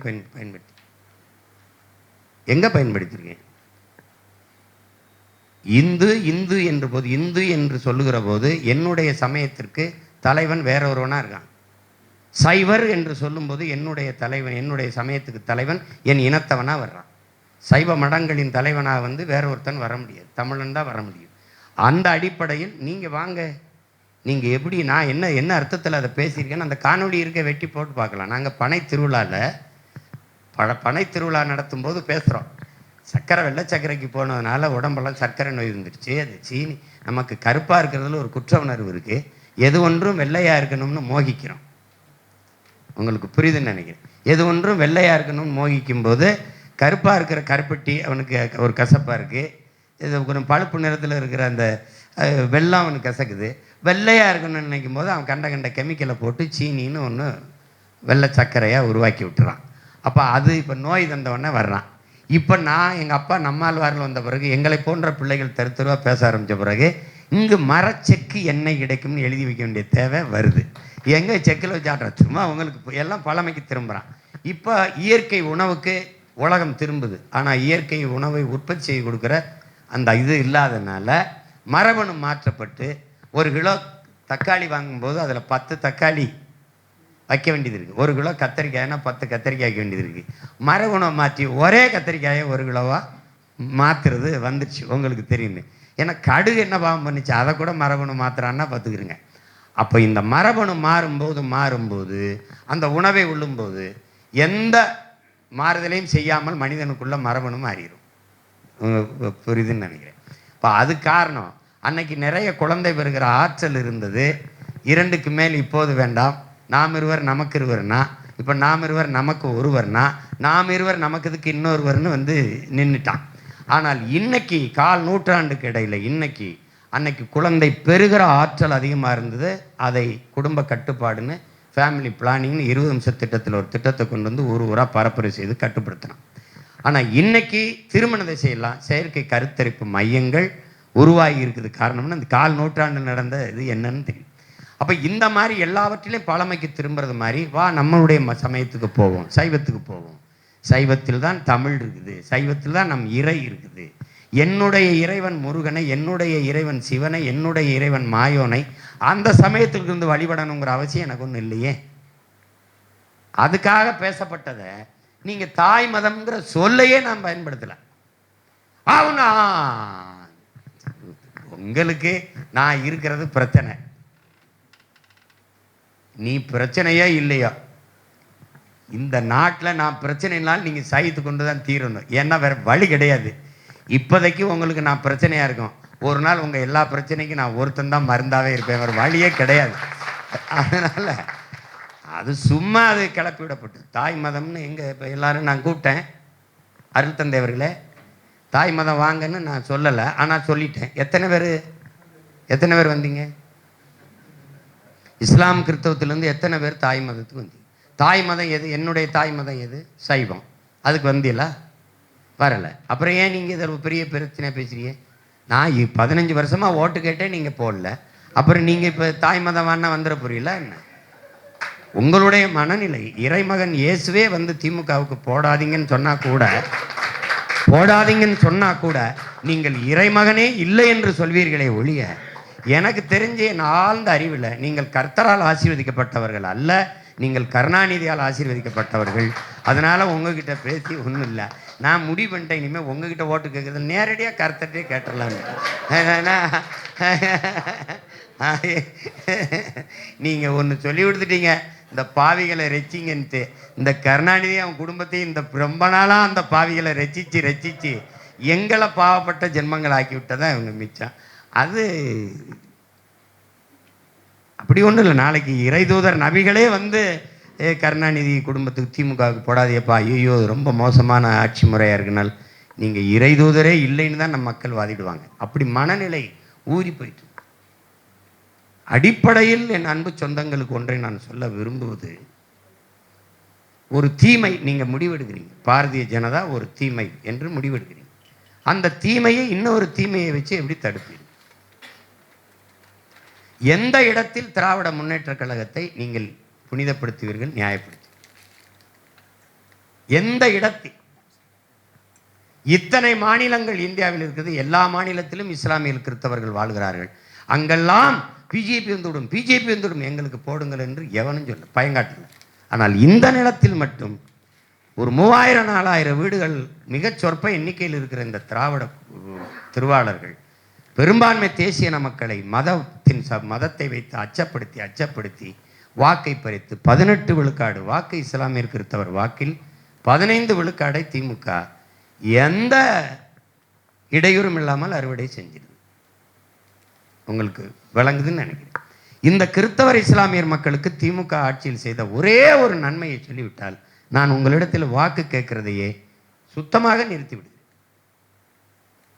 கிறிஸ்தவர்களுக்கு தெரு, இஸ்லாமியருக்கு தெரு, நான் வாக்கு கேட்க வரதை நிறுத்திவிடுவேன். ஒரே ஒரு நன்மை, ஒன்றே ஒன்று. இந்த திமுக ஆட்சியில் அது கருணாநிதியால் இது நடந்தது. ஏதாவது ஒன்று சொல்லுங்க பாப்போம். ஒன்று இருக்கு. நீங்கள் திமுகவும் ஐயா கருணாநிதி அவர்கள் குடும்பமும் உங்களுக்கு பாதுகாப்பா? நீங்கள் அந்த குடும்பத்துக்கும் அந்த கட்சிக்கும் பாதுகாப்பா? உங்க மனச்சான்றை சொட்டு நீங்களே சொல்லுங்க. இருக்கிற பிரச்சனை அது. அதுல தாய் மதம் திரும்ப சொல்லிட்டாருன்னு திரும்பிட்டு வந்துட்ட மாதிரி எல்லாரையும் மதம் மாத்திட்டார், மதம் மாத்துகிறார். அது ஒன்று சொல்லுவான். அதுவாடா என் வேலை? அதுவா என் வேலை? இன உணர்வு, மான உணர்வு செத்து போய் கிடக்கிற என் மக்களை இங்கே என் அன்பு சொந்தங்கள் புரியணும். தமிழர்களுக்கு திட்டமிட்டு இந்தியம் பேசியவன், திராவிடம் பேசியவன், சாதி பற்றை மதப்பற்றை திட்டமிட்டு ஊட்டினான். மொழிப்பற்றை இனப்பற்றை சாகடித்தான். மொழிப்பற்று இனப்பற்று செத்து சாதிப்பற்று மதப்பற்று மேலோங்கி நின்றதால் தமிழர்கள் ஓர்மையடையவில்லை. ஒரு கிறிஸ்தவ தமிழனை நான் நிறுத்தினால் இந்து தமிழன் வாக்கு செலுத்துவதில்லை. இன்றைக்கும் கன்னியாகுமரியில் நீங்கள் சான்று எடுத்து நீங்கள் பார்க்கலாம். ஒரே ரத்தம், சாதி ஒரே சாதி, நாடார். ஆனால் அதில் எப்படி பிரிப்பான்? இந்து நாடார், கிறிஸ்தவ நாடார் பிரிப்பான். அடுத்த நிலம் தூத்துக்குடி, அடுத்த நிலம் 1/2 கிலோமீட்டர்ல திருநெல்வேலி, ஒரே மதம் இந்து. அங்க என்ன பிரிப்பா? நீ தேவர், நீ நாடார், நீ கோனார், நீ பிள்ளை, பிரிச்சு போடுவான். ஆனால் ஒன்று நீங்கள் உணரணும், எப்படியோ அவன் நம்மளை பிரிப்பான். இப்ப நாம அதிலிருந்து எப்படி, நீ என்ன வேணாலும் சரி, நாங்கள் தமிழர்கள், அந்த இன உணர்வுக்கு இணைகள். சாதி மத உணர்ச்சி நம்மளை பிளந்து பிரிக்கிறது. மொழி இன உணர்ச்சி நம்மை இணைக்கிறது. ஒரு கத்தி கோடாரி வைத்து சதையை வெட்டி பிளக்கிறது சாதியும் மதமும். ஆனால் மொழி இன உணர்ச்சி நூல் ஊசி போல தைத்து இணைக்கிறது. நீங்க இத்தனை பேர் பாருங்க, இந்த உங்கள் முன்னாடி நிற்கிற இந்த மகனை தவிர இந்த நிலத்தில் எல்லா தலைவனுக்கும் மாலையிட்டு மரியாதை செஞ்சுட்டு இறங்க முடியுமான்னு பாரு. ஒருத்தர் தாத்தா முத்துராமலிங்கத்தருக்கு போட முடியாது, ஒருத்தர் அண்ணல் அம்பேத்கருக்கு போட வரமாட்டார், ஒருத்தர் தாத்தா ரெட்டமலை சீனிவாசனுக்கு வரமாட்டார், ஒருத்தர் தாத்தா காமராஜருக்கு போட மாட்டார், ஒருத்தன் பாட்டன் வாவுசிக்கு போட வரமாட்டான், ஒருத்தன் தீரன் சின்னமலை பாட்டனுக்கு வர, ஒருத்தன் நம்ம பாட்டி வேலுநாச்சியாருக்கோ பூலித்தவனுக்கோ மருதுவண்டிக்கோ வரமாட்டான். ஆனால் எல்லா இடத்துக்கும் ஒரு மகன் போக முடியும், அவர் வழிபட்டு வர முடியும்னா இந்த பிள்ளைகளால முடியும். நீங்க காமராஜருங்கிற தாத்தா அப்படி போட்டா நாடார் குறியீடு, வாவு சிதம்பரனார் என்று நம்ம பாட்டனை போட்டா பிள்ளைமார் குறியீடு. இங்க இங்க இருட்டறையில் உள்ளதாடா உலகம், சாதி இருக்கின்றதென்பானே இருக்கின்றானே பாடிய, இங்க சாதி ஒழித்தல் ஒன்று, நல்ல தமிழ் வளர்த்தல் மற்றொன்று என்று பாடிய புரட்சி பாலம் தாத்தா பாரதாசன் படத்தை இங்க போட்டினா முதலியார். எப்படி எப்படி இருக்கு பார்த்துக்கிறங்க. உங்களுக்கு வழியை பாருங்க. சாதிய எண்ணம் கொண்டவன் அரசியலுக்கு வந்தால் நாடு நாசமாகிவிடும். சாதிய சிந்தனை கொண்டவன் இறைவனை வழிபடவே அருகதையற்றவன். பேசிய தெய்வ திருமகன் தாத்தா முத்துராமலிங்கத்தவர் வந்தாருன்னா இங்க தேவர் சாதி. உங்களுக்கு புரியுதுன்னு நினைக்கிறேன். இதுல எந்த இடையும் வராம எங்கள் தலைவன் பிரபாகரன் படத்தை வச்சா எல்லாம் நொறுங்கி. சாதி மத உணர்ச்சியால் பிளந்து பிறந்து கிடக்கிற தமிழின மக்களை இணைக்கக்கூடிய வலிமை மிக்க காந்தமாக இந்த தமிழர் இனத்தில் இருக்கிற ஒரே தலைவன் எங்களுக்கு தலைவன் பிரபாகரன் மட்டும்தான். அதனால இப்ப நீங்க இங்க நின்று பேசிக்கிட்டு இருக்க உங்க மகன் சீமான உலகம் முழுமைக்கு இருக்கிற தமிழர்கள் தன் பிள்ளையாக, தன் மகனாக, தன் சித்தப்பன், பெரியப்பன், மாமனாக நேசிக்கிறான். எல்லாம்னா காரணம் என்னன்னா அவன் சார்ந்த சாதினா எங்களை சொல்லுவான் தொப்புள் குடி உறவு, தொப்புள் குடி உறவு, தொப்புள் குடி உறவு. அந்த கொடி உறவே மொழிக்குடி உறவு தான். தமிழ் தாயின் பிள்ளைகள் என்கிற உணர்வு. என் மொழியும் அவன் மொழியும் ஒன்று. தமிழ் பேரன்பின் தாய். அவள் தன் இன மக்களை எப்படி பிரித்து போடுவாய்? இவன் இப்ப நாங்க உங்களுக்கு குறிப்பா சொல்றேன். நான் படையாச்சி, இவன் என் தம்பி பறையன். நாங்க 2 பேரும் பிரிஞ்சிருக்கணும். நான் தேவேந்திரர், நான் தேவர். நாங்க 2 பேரும் பிரிஞ்சு இருக்கணும். மோதிக்கிட்டு வெட்டிக்கிட்டு சாகணும். தேவரும் தேவேந்திரரும் பறையரும் படையாச்சியும் ஒன்னா நின்னா ஏது கருணாநிதி, ஏது எம்ஜிஆர், ஏது ஜெயலலிதா? உனக்கு ஒரு தொகுதியில் இன்னும் கட்டுத்த வாங்கிடுவியா? ஆனா நான் பறையனும் படையாச்சியும் மோதணும். சொந்த ரத்தங்களுக்குள் யுத்தம் சிந்தி யுத்தம் செய்து ரத்தம் சிந்தனும். அது திராவிட நரி பண்ணி ஓனாய்களுக்கு நக்கி குடிக்க வசதியா இருக்கு. அங்க தேவரும் தேவேந்திரரும் வெட்டிக்கிட்டு சாகணும். சரி விடு, விடுதலை போராட்ட வீரன் தானே தாத்தா முத்துராமலிங்க தெரியாதுக்கு 144 தடை உத்தரவு போடுறேன். வணங்கத்தானே போறேன். நீ என்ன விடுதலைக்கு போராட்டத்துக்கு போய் கிழிச்சா? நீ கடற்கரையில் 2 ஏக்கர் எடுத்து படுத்திருக்க? நீ செக்கிழுத்தியா இல்ல தூக்குல தொங்குனியா? 9 வருஷம் சிறையில் இருந்த எங்க தாத்தா காமராஜர் மாதிரி இந்த 6-7 வருஷம் ஜெயிலில் இருந்த ஒருத்தன் வாழ் கவுன்சிலர் பதவி கூட அனுமதிக்காம வாழும் ஒரு மனித புனிதன், ஒரு மகாத்மா நல்ல கண்ணு, அவருக்கு 100ஆண்டு விழா கொண்டாடினியா? கருணாநிதி பிறந்த நாள 100 கொண்டாடுற நீ அந்த மனிதனை ஏன் போற்றல? ஒரு நேர்மையான அரசியல் தலைவன் நம்மோடு வாழ்ந்து கொண்டிருக்கிறான் என்று இன்றைக்கு இருக்கிற தலைமுறைக்கு ஏன் கடத்தல? நீ என்ன செஞ்சிட்டேன்? கடற்கரையில் உனக்கு சூடுகாடு. இந்தியாவில் எத்தனை மாநில முதல்வர்கள், இந்திய நாட்டின் விடுதலைக்கு போராடிய இந்திய நாட்டை ஆண்ட தலைவர்கள் யார் கடற்கரையில் உதங்குற? யாரை கடற்கரையில் புதைச்சிருக்கு? 8 ஏக்கர் நிலத்தை கடற்கரையை ஆக்கிரமிச்ச நீ மக்களின் வீட்டை ஆக்கிரமிப்புன்னு இடிக்கிறிய. உனக்கு அறிவு இருக்கா? இப்ப எனக்கு என்ன வெறி வரும்? முதல்ல இந்த கடற்கரையில் இருக்க சமாதியை பேக்கிறோம்டான்னு ஒரு அது ஒரே அது ஆக்கிரமிப்புங்க, அவ்வளவுதான். இது எங்கேயோ கேட்ட மாதிரி இருக்கு. ஆமா, போன ஒரு 5 வருஷத்துக்கு முன்னாடி நீ ஆக்குற அதே தான், அதே சேம் டயலாக். வேற என்ன பண்ண முடியும்? அப்ப அது சும்மா சொல்றது. ஒரு குறை சொல்லணும், சீமானுக்கு ஓட்டு போட விடக்கூடாது. அதை திராவிடர்கள் பரப்பி விடுறத அப்படியே நம்பிக்கிட்டு இல்லையா? அது என் தம்பி ராஜன், அவன் குருவுக்கு படித்தவன். அவன் சொல்கிறான், அண்ணன் அந்த இது ஒரு கை வரும் என்று சொல்லிடுச்சு. பைபிளில் ஒரு வார்த்தை வருதுன்னே. அதுக்கப்புறம் வருதா?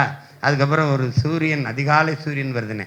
அதனால இந்த சூரியனையும் கையையும் பிடிச்ச அப்படியாடா? அப்போ நமக்கு ஏதாவது ஒரு வாசகம் இருக்கா பாரு. விவசாயி ஒன்றும் இல்லையாடா? வேற என்ன பண்ண முடியும் சொல்லுங்க? அது பாதி தான் விடிஞ்சிருக்கு. கருணாநிதி வீட்டோட நின்றுது அந்த சூரியன். முழுக்க வந்தால் தானே உலகத்துக்கு வெளிச்சம் வரும். இதெல்லாம் ஏன்னா கொடுமை தான். வேற ஏதாவது கேள்வி இல்லை. அப்படியே நான் சொன்னாலும் நீங்க தாய் மதத்துக்கு திரும்பாதையே, நீங்க அங்கேயே இருங்க. தமிழகத்தில் ஏறத்தாழ 12 விழுக்காடு கிறிஸ்தவர்கள் நாங்கள் வாழ்கிறோம். அதனால் இந்த 12 விழுக்காடு கிறிஸ்தவர்களுக்குமான ஒரு பிரதிநிதித்துவத்தை எல்லா தளத்திலும் உங்கள் ஆட்சியில் நீங்கள் வழங்குவதற்கு தயாராக இருக்கிறீர்களா?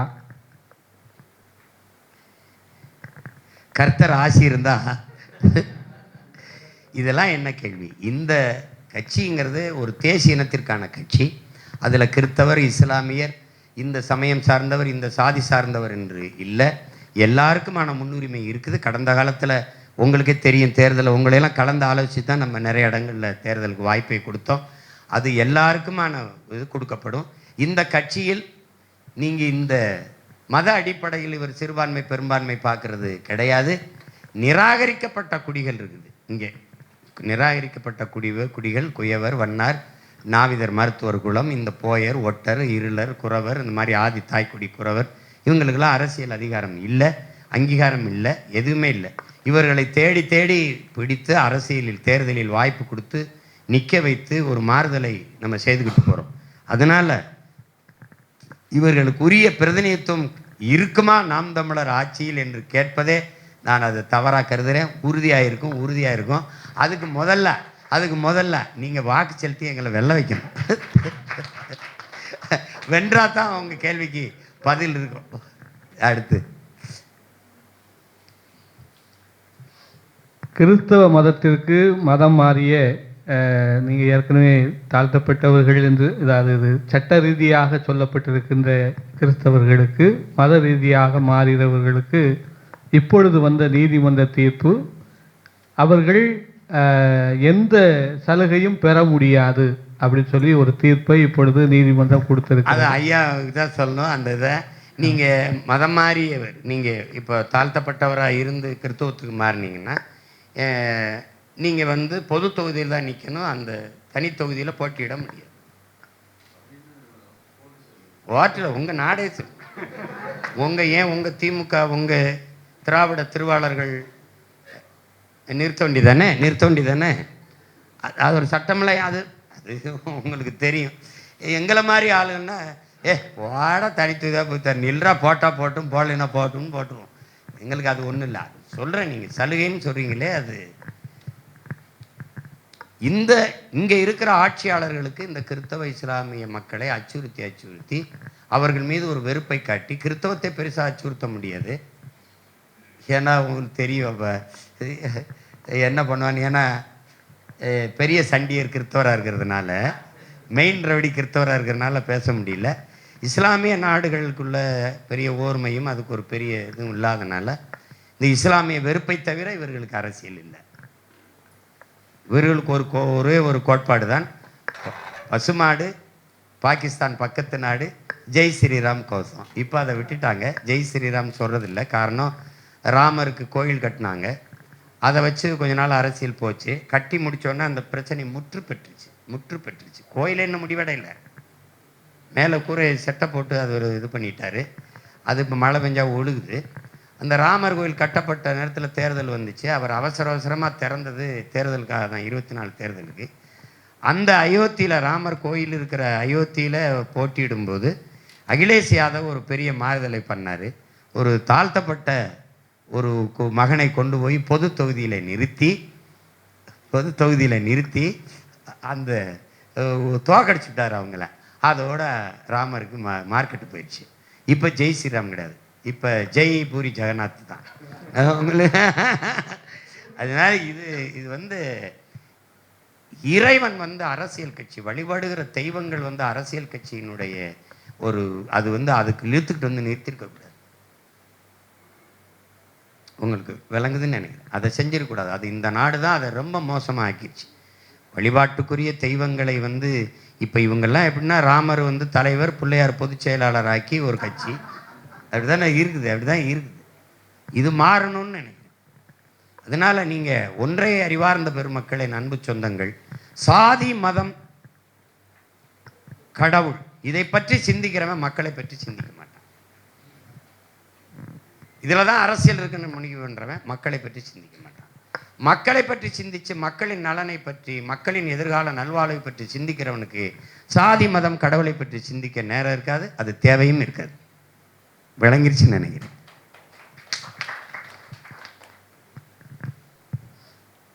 ஒரே வார்த்தையில் சொல்லிட்டீங்க. இருந்தாலும் இன்னும் 2 கேள்வி மட்டும்தான். அதெல்லாம் அதுக்கு தானே வந்திருக்கேன். கேள்விக்கு சலிக்கிற ஆளுகளா நாங்கள்? அதானே. அதாவது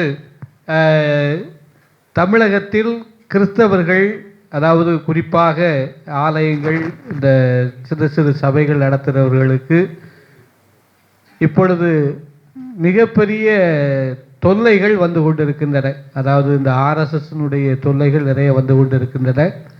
அந்த சமயத்தில் அவர்களுக்கு துணை நிற்பதற்கு கட்சி ஆட்களை தான் போய் அணுக வேண்டி இருக்கிறது. அப்படிப்பட்ட சமயத்தில் அந்த பகுதியில் ஏதாவது பாதிப்பு ஏதாவது ஏற்படுகிறது என்று சொன்னால் நாம் தமிழரை நாங்கள் அணுகலாமா அப்படின்னு ஒரு கேள்வி. இந்த கேள்வியே தப்பானது.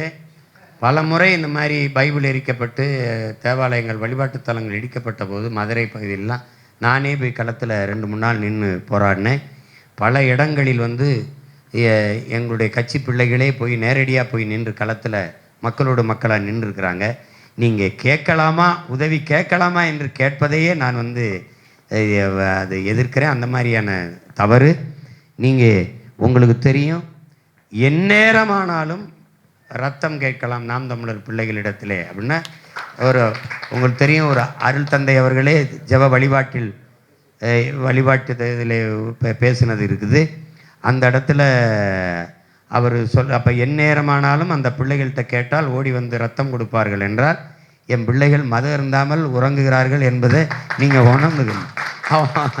அவன் என்னாரானாலும் வருவான். நாங்கள் ரத்தம் கொடுக்கறது என்பது சாதிக்கு ரத்த வெறி இருக்குது, ரத்தத்துக்கு சாதி வெறி இல்லையே என்பதை. மதத்துக்கு ரத்த வெறி இருக்குது, ஆனால் ரத்தத்துக்கு சாதி மத உணர்வோ வெறியோ இல்லை என்பதை உணர்த்தத்தான். நாங்கள் ரத்தம் சிந்தி எங்கள் விடுதலைக்காக போராடிய இனத்தின் மக்கள் என்பதை உணர்த்தத்தான். இப்போ நான் தாழ்த்தப்பட்ட ஆதி பறையன் என்றால் என் ரத்தம் இன்னைக்கு ஏன் உடம்புல ஓடிக்கிட்டு இருக்குன்னு யாருக்குன்னு தெரியாது. ஏன்னா நாங்கள் 30 லட்சம் லிட்டரு இதுவரை ரத்தம் கொடுத்துருக்கோம் இந்த நாட்டில். அதனால் அப்படி வேலை செஞ்சுட்டு இருக்க பிள்ளைகள் எங்களை அங்கே மதம் சந்த இடிக்கிறாங்க, அதுக்கெல்லாம் நீங்கள் வாங்கன்னு. இப்போ நேற்று வரைக்கும் கூட வீடை இடிக்கிறாங்க அப்படின்னா ஏன்னா அது அனங்காபுத்தூரில் போய் நின்று ஏற்கனவே இடிக்க வந்தப்போ போராடி தடுத்து நிறுத்தி வச்சேன். இப்போ நேற்றும் இடித்தாங்க, போய் நிற்கிறேன். அது எந்த சமயம் சார்ந்தவர்கள் அப்படின்னு போய் நிற்கல. எங்கெங்கு மானுட சமூகம் துன்பப்படுதோ துயருதோ அங்கெல்லாம் ஓடி போய் நிற்கிறதா தமிழ் தாயின் பிள்ளைகளுக்கு அழகு. தமிழர்கள் என்பவனுடைய மாண்பு, அவனுடைய என்ன சொல்றது, அவனுடைய மாண்பு அதுதான். அதனால நீங்கள் அப்படிலாம் இருந்தால் நீங்கள் எங்களை விட்டுருவீங்களா என்ன? இடிக்கிறது இதை படுத்திருக்க விட்டுருவீங்களா என்ன? அதெல்லாம் இப்போ நான் இருக்கிற போது என்னுடைய வலிமை ஏற ஏற யாருமே ஒரு தேவாலயத்தோ மசூதியோ தொடுவதற்கு பயப்படுவான். நான் தான் சொல்கிறேனே, நீ கட்டிப்பார் பரந்தூரில் விமான நிலையம்னு சொல்கிறேனே. நீ 8 வழிச்சாலை போட்டு பார்ப்போம்னே, எங்கே போட்டாங்களா?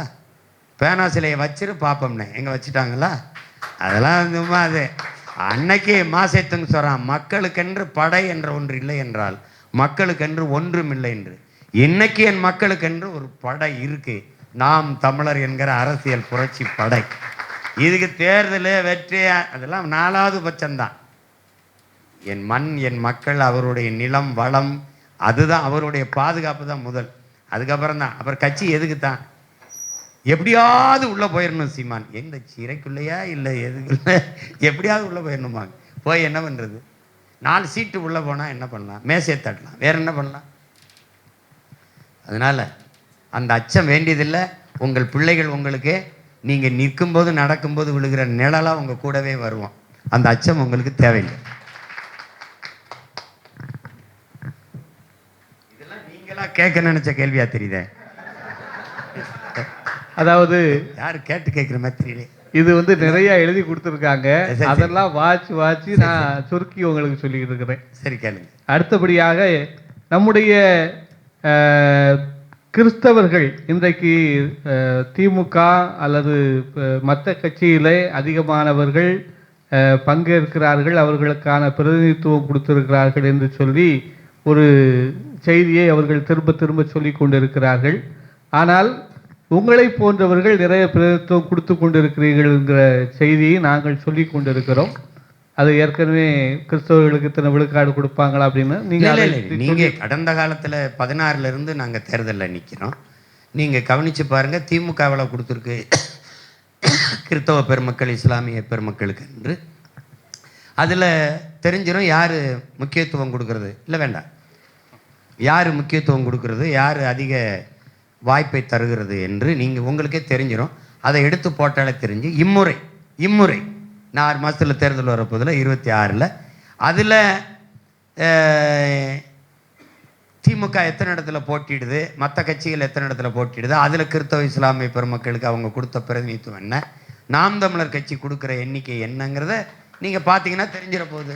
அப்போ இந்த கேள்வியை அவசியமற்றதாக ஆயிட போகுது. அவ்வளோதானே? இல்லை, அதில் நீங்கள் ஒன்று சொன்னீங்க, கிறிஸ்தவர்கள் திமுக மற்ற கட்சிகள் அதுக்கெல்லாம். கிறிஸ்தவ பெருமக்களுக்கு ஒன்று இருக்குது. காங்கிரஸ் சோனியா காந்தி இவங்க சொந்த பெரியத்தா மக சின்னத்தா மக ஏதோ இது சோனியா காந்தி இன்னும் கிறிஸ்தவ பெண் நினச்சிட்டு இவங்க ஒன்று நினச்சிக்கிருக்காங்க. காங்கிரஸ் பாதுகாக்குது, காங்கிரஸ் ஒரு மிதவாத கட்சி, பிஜேபி ஒரு மதவாத கட்சி என்று. அதுவே புரிதலில் தவறு. ரெண்டும் வெவ்வேறு கட்சி. காங்கிரஸுக்கும் பாரதிய ஜனதாவுக்கும் கட்சியில் வெவ்வேறு பேர் இருக்குது, வெவ்வேறு. நான் பலமுறை சொல்லியிருக்கேன், Congress Bharatiya Janata between party change not a policy change. ரெண்டு பேருக்கும் கொள்கை மாறுதல் கிடையாது. BJP we are all Hindus sound Hindutva. Congress yes we are all Hindus soft Hindutva. அவன் பாபர் மஜிதியை இடிப்பான், இவன் இடிக்க அனுமதிப்பான். அவர் ராமர் கோயில் கட்ட அடிக்கல் நாட்டுவார், இவர் கங்க்ராச்சுலேஷன் சொல்வார். பாபர் மஜிதி தீர்ப்பு வரும்போது தீர்ப்பு என்ன வரும்னு உனக்கு தெரியல, அப்படியே ஏற்கணும். அது யாரு நீ சொல்றதுக்கு? எல்லாரும் சொல்லுவான், நான் ஒருத்தன் தான், எனக்கு தீர்ப்பை சொல்லாத நீதியை சொல்லுன்னு சொன்ன ஒரே ஒருத்தன் தான் இருக்கேன் இங்கே. அப்போ அதனால காங்கிரஸை நீங்கள் சிறுபான்மை மக்கள் நீங்கள் சொல்கிற சொக்கால் இந்த சிறுபான்மை மக்கள் கிறிஸ்தவர் இஸ்லாமியருக்கு பாதுகாப்புன்னு நினைக்கிற மாதிரி ஒரு பைத்தியக்காரத்தனம் எதுவும் இல்லை. இப்போ அதை விளங்கிக்கிறணும். அதில் திமுக தான் நமக்கு பாதுகாப்புன்னு நினைக்கிறீங்க. அவன் அந்த காங்கிரஸ் கூட இருந்தால் தான் இந்த இஸ்லாமிய கிறிஸ்தவ மக்களின் வாக்கை வாங்க முடியும்னு நினைக்கிறான். நீங்கள் எல்லாத்தையும் தாண்டி உங்கள் இனத்தை கொன்ன காங்கிரஸ் அதுக்கு கூட நின்று திமுகவை மன்னிக்க தயாராகிட்டீங்க. அந்த திமிரில் அவன் 16 ஆண்டுகள் ஆகிடுச்சு. இனம் கொல்லப்படும் போதும் செய்தியை காட்ட விடலை, பேசலவன் செத்து 16 ஆண்டுகளாகி இப்போவும் அந்த செய்தியை கண் முன்னே ஒரு தாயகத்தில் உங்கள் இன மக்கள் கொல்லப்பட்டதை மறைத்து விட்டு அதை பற்றி பேசாமலே இந்த மக்களின் வாக்கை வாங்கி அதிகாரத்துக்கு வந்து விட முடியும்னு நிரூபிச்சுட்டு போயிட்டு. இதை விட ஒரு இனத்துரோகம் உலகத்தில் உண்டாகுது. நம்மளை கொன்றவனுக்கு நாமளே, நம்ம இனத்தை கொன்றவனுக்கு நாமளே வாக்கு செலுத்தி வலிமையை கொடுத்து அதிகாரத்தை கொடுக்கறது மாதிரி ஒரு கொடுமை ஏதாவது உண்டாப்பார். அவ கேட்டா அதில் வாக்கு இல்லை, அதில் ஓட்டு இல்லை, அதை பேசுனா யார் ஓட்டு போட போறான்னு பேசுகிறான். அங்கே 1,70,000 பேர் சாவு. இந்திய கடல், இந்த கடலுக்குள்ள மீன் பிடிக்க போனதில் 840 பேர் சாவு. தூத்துக்குடியில் 15 பேர் சாவு. ஆந்திர காட்டுக்குள்ள 20 பேர் சாவு. எந்த சாவை பற்றி இவங்க கவலைப்பட்டிருக்கான்? எந்த சாவை பேசியிருக்கான்? சரி, அங்கே சிங்களம் சுட்டான், தூத்துக்குடியில் இவன் சுட்டான், அப்புறம் அங்கே சிங்களவன் இங்கே எங்களவன். எதுக்கு கேள்வி இருந்திருக்கு? எதுக்கு கேள்வி இருந்திருக்கு? அப்போ அது நமக்கு ஒரு இது இருக்குது, இவங்க தான் பாதுகாப்பு. காங்கிரஸ் ஐயோ பிஜேபிக்கு நேர் எதிர் அப்படின்னு. என்ன எதிர்? பாகிஸ்தான் போரில் அவர் நிலைப்பாடு என்ன? ஒரு ஆண் மகன் இந்த நாட்டில், உங்கள் மகன் என்னையை தவிர எவராது ஒருத்தரை சொல்லு. தீவிரவாதி உள்ள வந்தான். எப்படி வந்தான்? பரீட்சை எழுத போற என் பிள்ளைய, நீட்டு தேர்வு எழுத போற என் பிள்ளைய மூக்குத்திய கலட்டுற, மூக்குத்திக்குள்ள பிட்ட கொண்டு போயிட முடியும்னு நீ சோதிச்சு உள்ள அனுப்புற என் பிள்ளைய உள்ளாடைய கலட்டுற, தாலியை கலட்டுற, தலைமுடியை விரிக்கிற, துப்பட்டாவை பிரிக்கிற, இவ்வளவு சோதிச்சு அனுப்புற. நீ பாடுக்குள்ள வந்த பயங்கரவாதியை சோதிக்காம என்ன பண்ணிக்கிட்டு இருந்த?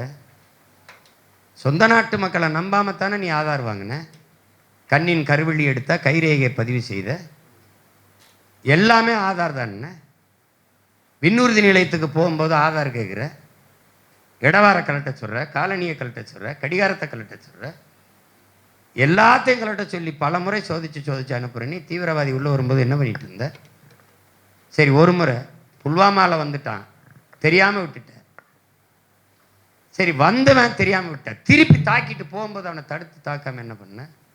சரி, இப்போ எப்படி தீவிரவாதி உள்ள வந்து அவன் அப்படியே சுட்டு 26 பேரை கொன்னுட்டு அவன் படம் எடுத்துக்கிட்டு போயிட்டான். தப்பி எப்படி போக விட்ட? சரி, இந்த போர் தொடுக்குது, உடனே போர் இல்லையே, 10 நாள் கழிச்சு ஏன் போர்? அது அக்க போர்.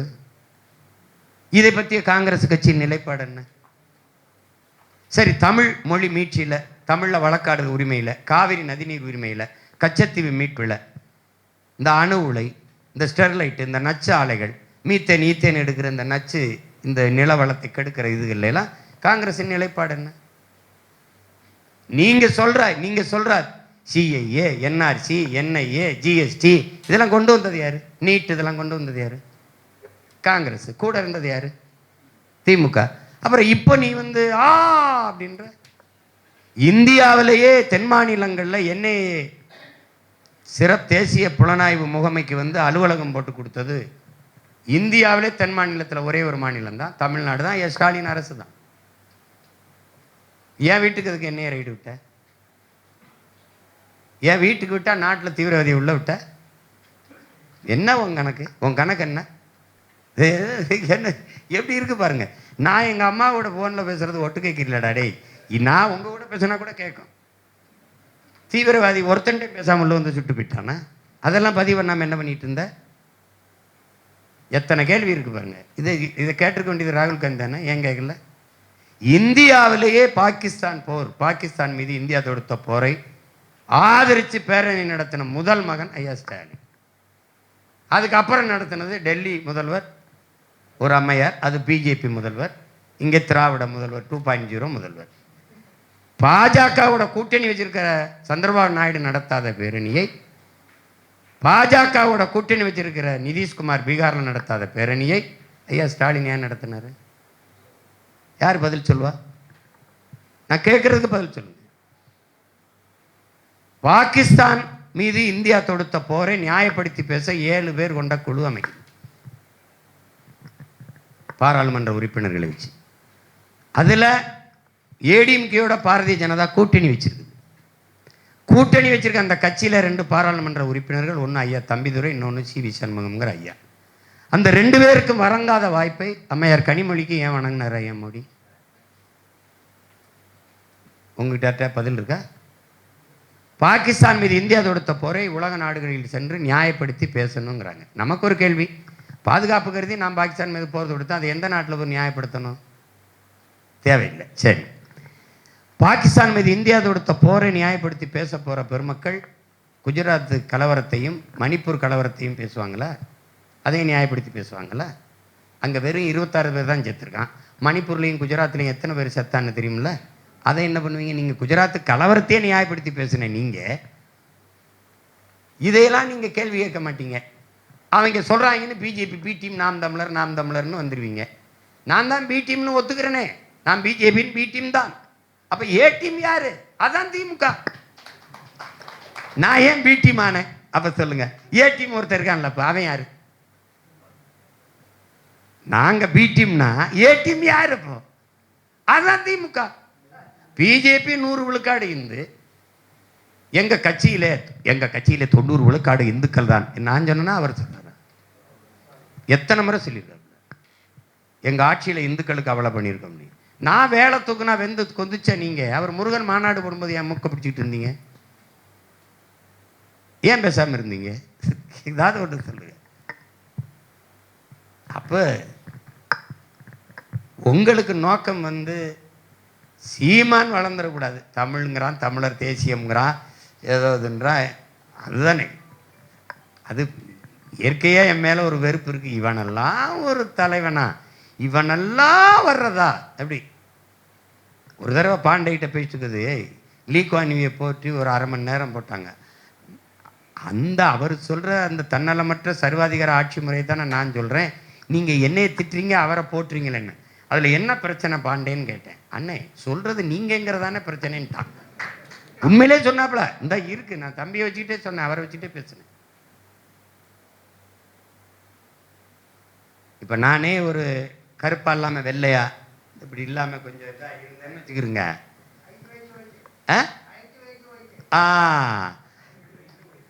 ஒயிட்டு, நல்லா சார், ஹைட்டு வெயிட்டு ஒயிட்டு. அதுவே நான் வந்து இதை இவ்வளோ நேரம் பேசுனதை இங்கிலீஷில் பேசியிருந்தேன்னா எப்பாடி இப்போ நம்ம மாதிரி ஒரு ஆள் இல்லைன்னு இருப்பீங்க. அதானே செய்ய. அதனால் அது சரி செய்யணும்.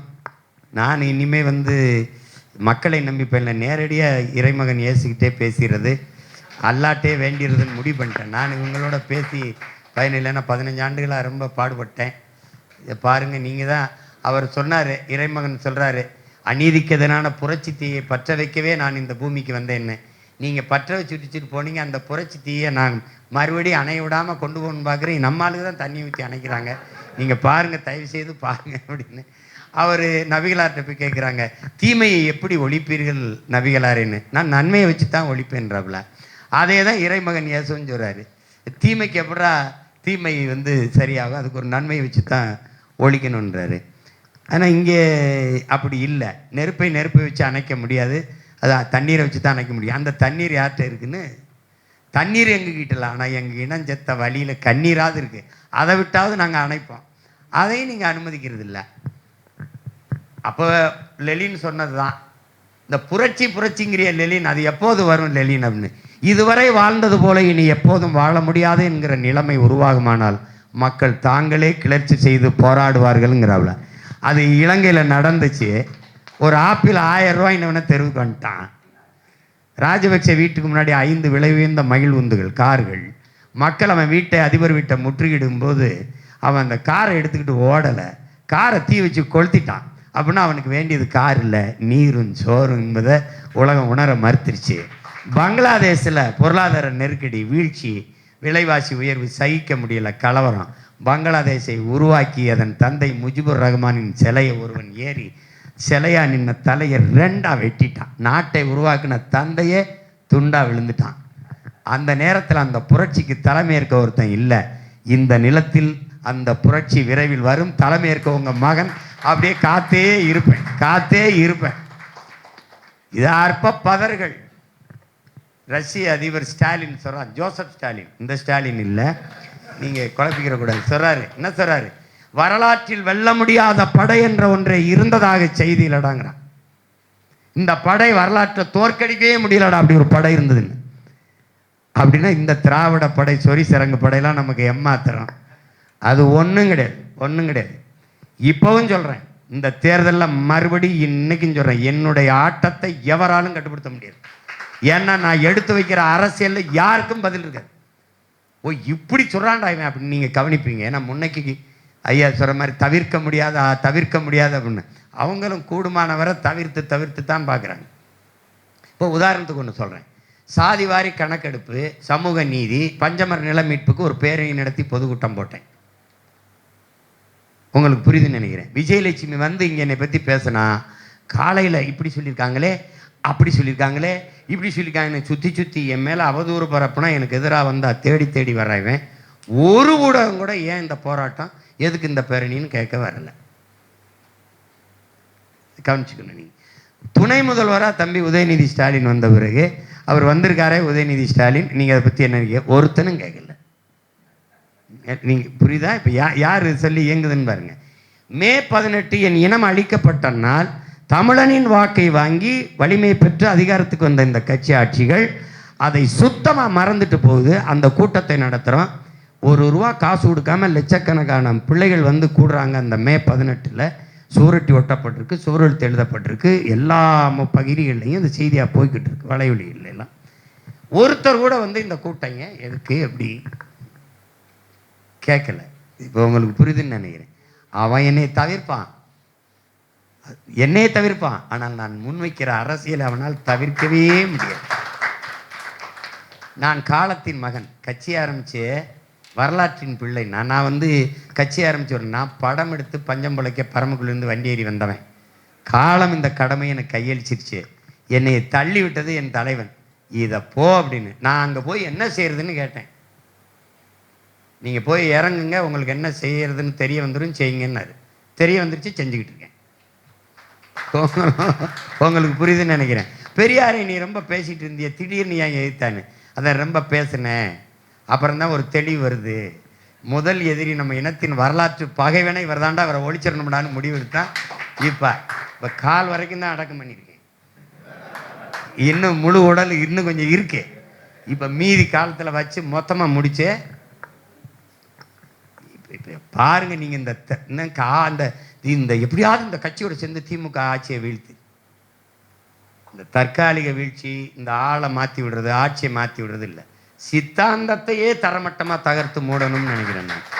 அதுக்கு நான் தனிச்சு நின்று தமிழ் தேசிய தத்துவ கோட்பாடு வென்றதுடான்னு வருவது தான் வரலாற்றில் மாறுதல். அதுக்கு தான் இந்த வேலையை நம்ம செய்கிறோம். தமிழ் தேசியம் வந்துருச்சுன்னா கிறிஸ்தவர் இஸ்லாமியர் சிறுபான்மை இல்லை, பெரும்பான்மை தமிழ் தேசிய இனத்தின் மக்கள். இந்த கிறிஸ்டின் மிஷினரிக்கெல்லாம் அனுமதி சலுகை இல்லை, உங்கள் உரிமை நடத்துங்க, அவ்வளோதானே. பெத்த பிள்ளைய பட்டினி ஓட்டு ஊர்லாம் அன்னதானம் பண்ணுற கோஷ்டிகள் இதுங்க, புரியுதா?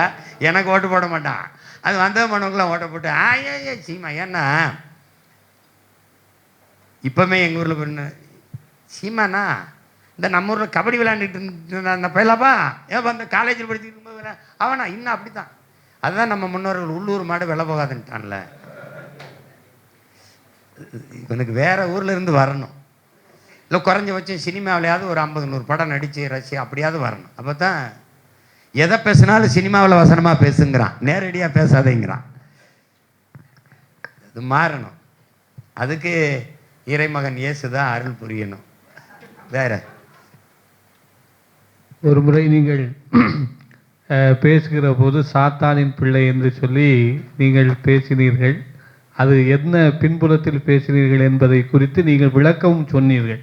ஏற்கனவே நீங்கள் சொல்லியிருக்கீங்க, நாங்கள் உங்களை நேரில் பார்த்து பேசியிருக்கோம், நீங்கள் அதுக்கு விளக்கம்லாம் கொடுத்துருக்குறீங்க. சொல்லி கொடுத்ததே நீங்கள் தான். இல்லை அது நீங்கள் என்ன கேள்வி கேட்க போறீங்கன்னு தெரியுது. அதாவது உண்மையிலேயே இஸ்லாம் கிறிஸ்தவம் அநீதிக்கு எதிராக வந்த ஒரு புரட்சிகர சமயங்கள், ஒரு வழி. இஸ்லாம்ங்கிறது புனிதமான வழி, மார்க்கம்ங்கிறது. கிறிஸ்தவமும் அது மாதிரி தான். உங்களுக்கு தெரியும், இயேசு எவ்வளோ பெரிய புரட்சியாளருங்கிறது உங்களுக்கு தெரியும், நபிகளும் எப்படின்னு தெரியும். அந்த புரட்சியில் வந்த மார்க்கத்தையும் சமயத்தையும் பின்பற்றுகிற மக்கள் அநீதி, பகத்சிங்க சொல்றான் பாருங்க, வெளிப்படையாகவே அநீதிகளால் கட்டமைக்கப்பட்ட சமூகம்ங்கிறான். அதை தகர்க்கிறதாண்டா புரட்சிங்கிறான். நீங்க வெளிப்படையாவே தெரியுது, நீங்க பிஜேபியை சகித்து கொள்ள முடியல, ஏற்க முடியல, எதிர்க்கிறீங்க. சரி, திமுகவை எப்படி ஏத்துக்கிறீங்க, சகித்துக்கிறீங்க?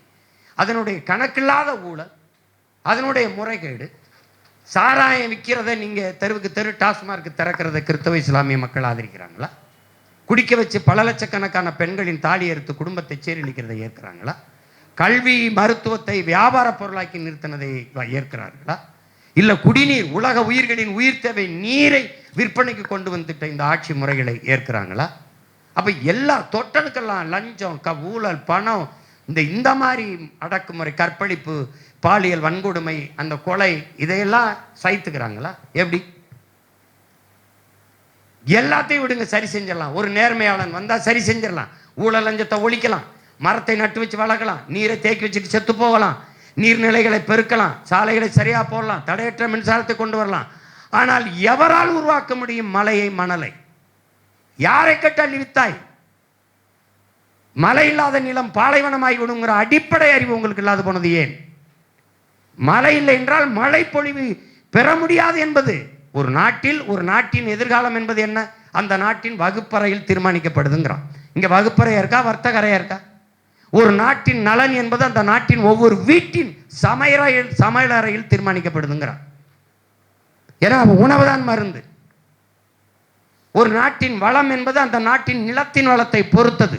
அந்த நாட்டின் நிலத்தின் வளம் என்பது அந்த நாடு பெறுகிற நீரின் வளத்தை பெறுகிறது. அந்த நாடு பெறுகிற நீரின் வளம் என்பது அந்த நாடு பெறுகிற மழையின் வளத்தை பொறுத்து அமைகிறது.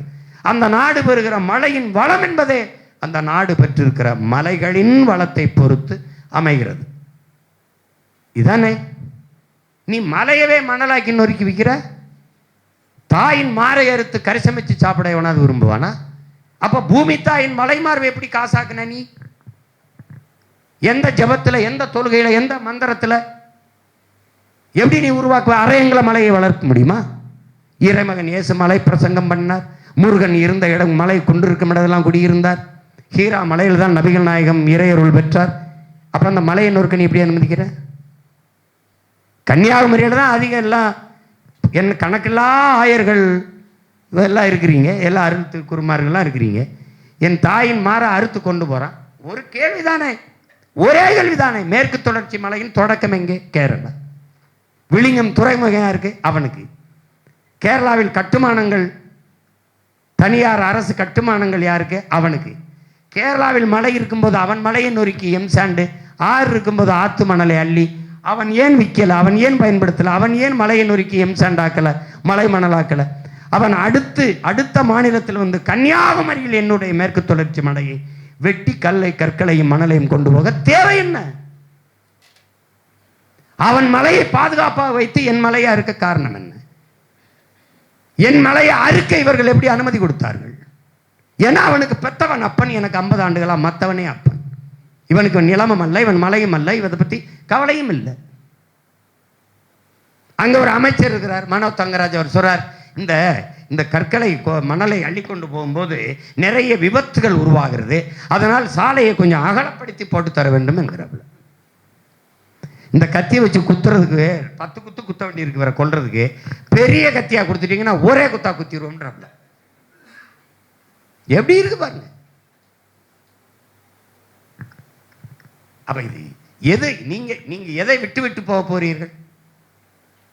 உங்கள் பிள்ளைகளுக்கு இந்த பூமி உங்களுடையதா, உங்க சந்ததியினுடையதா? இந்த பூமி மனிதனுக்கு மட்டுமானதா, பல கோடிக்கணக்கான உயிர்களின் உடைமையா? யாருமே பேசாம போனா எப்படி? அப்ப ஐயோ நாள் அப்பா நாள் எப்படி வரும்? இந்த நாடை குப்பை மேடா பூமி எல்லாத்தையும் தந்த பூமி தாய்க்கு நீங்க தந்தது என்ன? குப்பையை முகத்துல கொட்டினீங்க, நச்சு குண்டுகளை தலையிலையும் மார்பிலையும் கொட்டினீங்க. வேற என்ன பண்ணீங்க? எல்லாத்துக்கும் மாற்று இருக்குல்ல. மீத்தேன் ஈத்தேன், உங்களுக்கு என்ன ஹைட்ரோ கார்பன் வேணும், எரிகாற்று வேணும், பயோகேஸ் வேணும், அவ்வளவுதானே. உங்களுக்கு காற்று வேணும். மக்கிய இலைதலை கழிவா, ஆடு மாட்டு சாணி, மனித கழிவுல எவ்வளவு வேணும்னாலும் பயோகேஸ் எடுத்துக்கிற முடியும்னு இயற்கை இருக்கும்போது எதுக்கு பூமி தாய் நீரை கொலையா இருத்த? எதுக்கு இதயத்தை நோண்டுன? சூரியனுக்கு எந்த கேடு இல்லாமல் காற்றாலைகளையும் சூரிய ஒளியையும் கடல் அலைகளையும் மின்சாரம் தயாரித்துக்க முடியும் போது எதுக்கு நிலக்கரின்னு அணு உலையை தோன்ற, நிலக்கரியை தோன்ற? எதுக்கு அணு உலை? அணு உலை கண்டுபிடிக்கப்பட்டது மின்சார உற்பத்திக்கா, இல்லை மின்சாரம் கண்டுபிடிக்கப்பட்டது அணு உலையாலையா? பதில் யார் வச்சிருக்கா? கேரளாவுக்கு அந்த அணு உலை ஏன் நிலத்துக்கே வந்தது? கேரளா அதை வைக்க தன் நிலத்தில் ஏன் மறுத்தது? மறுத்தவன் யார்? இதே காங்கிரஸும் கம்யூனிஸ்டும். இங்க வைன்னு சொன்னவன் யார்? இதே காங்கிரஸும் கம்யூனிஸ்டும். அப்ப எப்படி இந்த அரசியலை புரிந்து கொள்வீங்க? அப்ப திராவிட கட்சிகள் யாருக்கு நிக்குது? கச்சத்தீவு பறி போனது எடுத்துட்டு போனது யாரு? இந்திரா காந்தி, காங்கிரஸ். எடுத்துட்டு போகும்போது இங்க அதிகாரத்தில் இருந்தது யாரு? ஐயா கருணாநிதி. அப்புறம் கச்சத்தீவு எனக்குன்னா கடல் தூரம் அதிகம், கச்சத்தீவு அவனுக்குன்னா அவனுக்கு கடல் தூரம் அதிகம். இந்த அடிப்படை தெரியாது?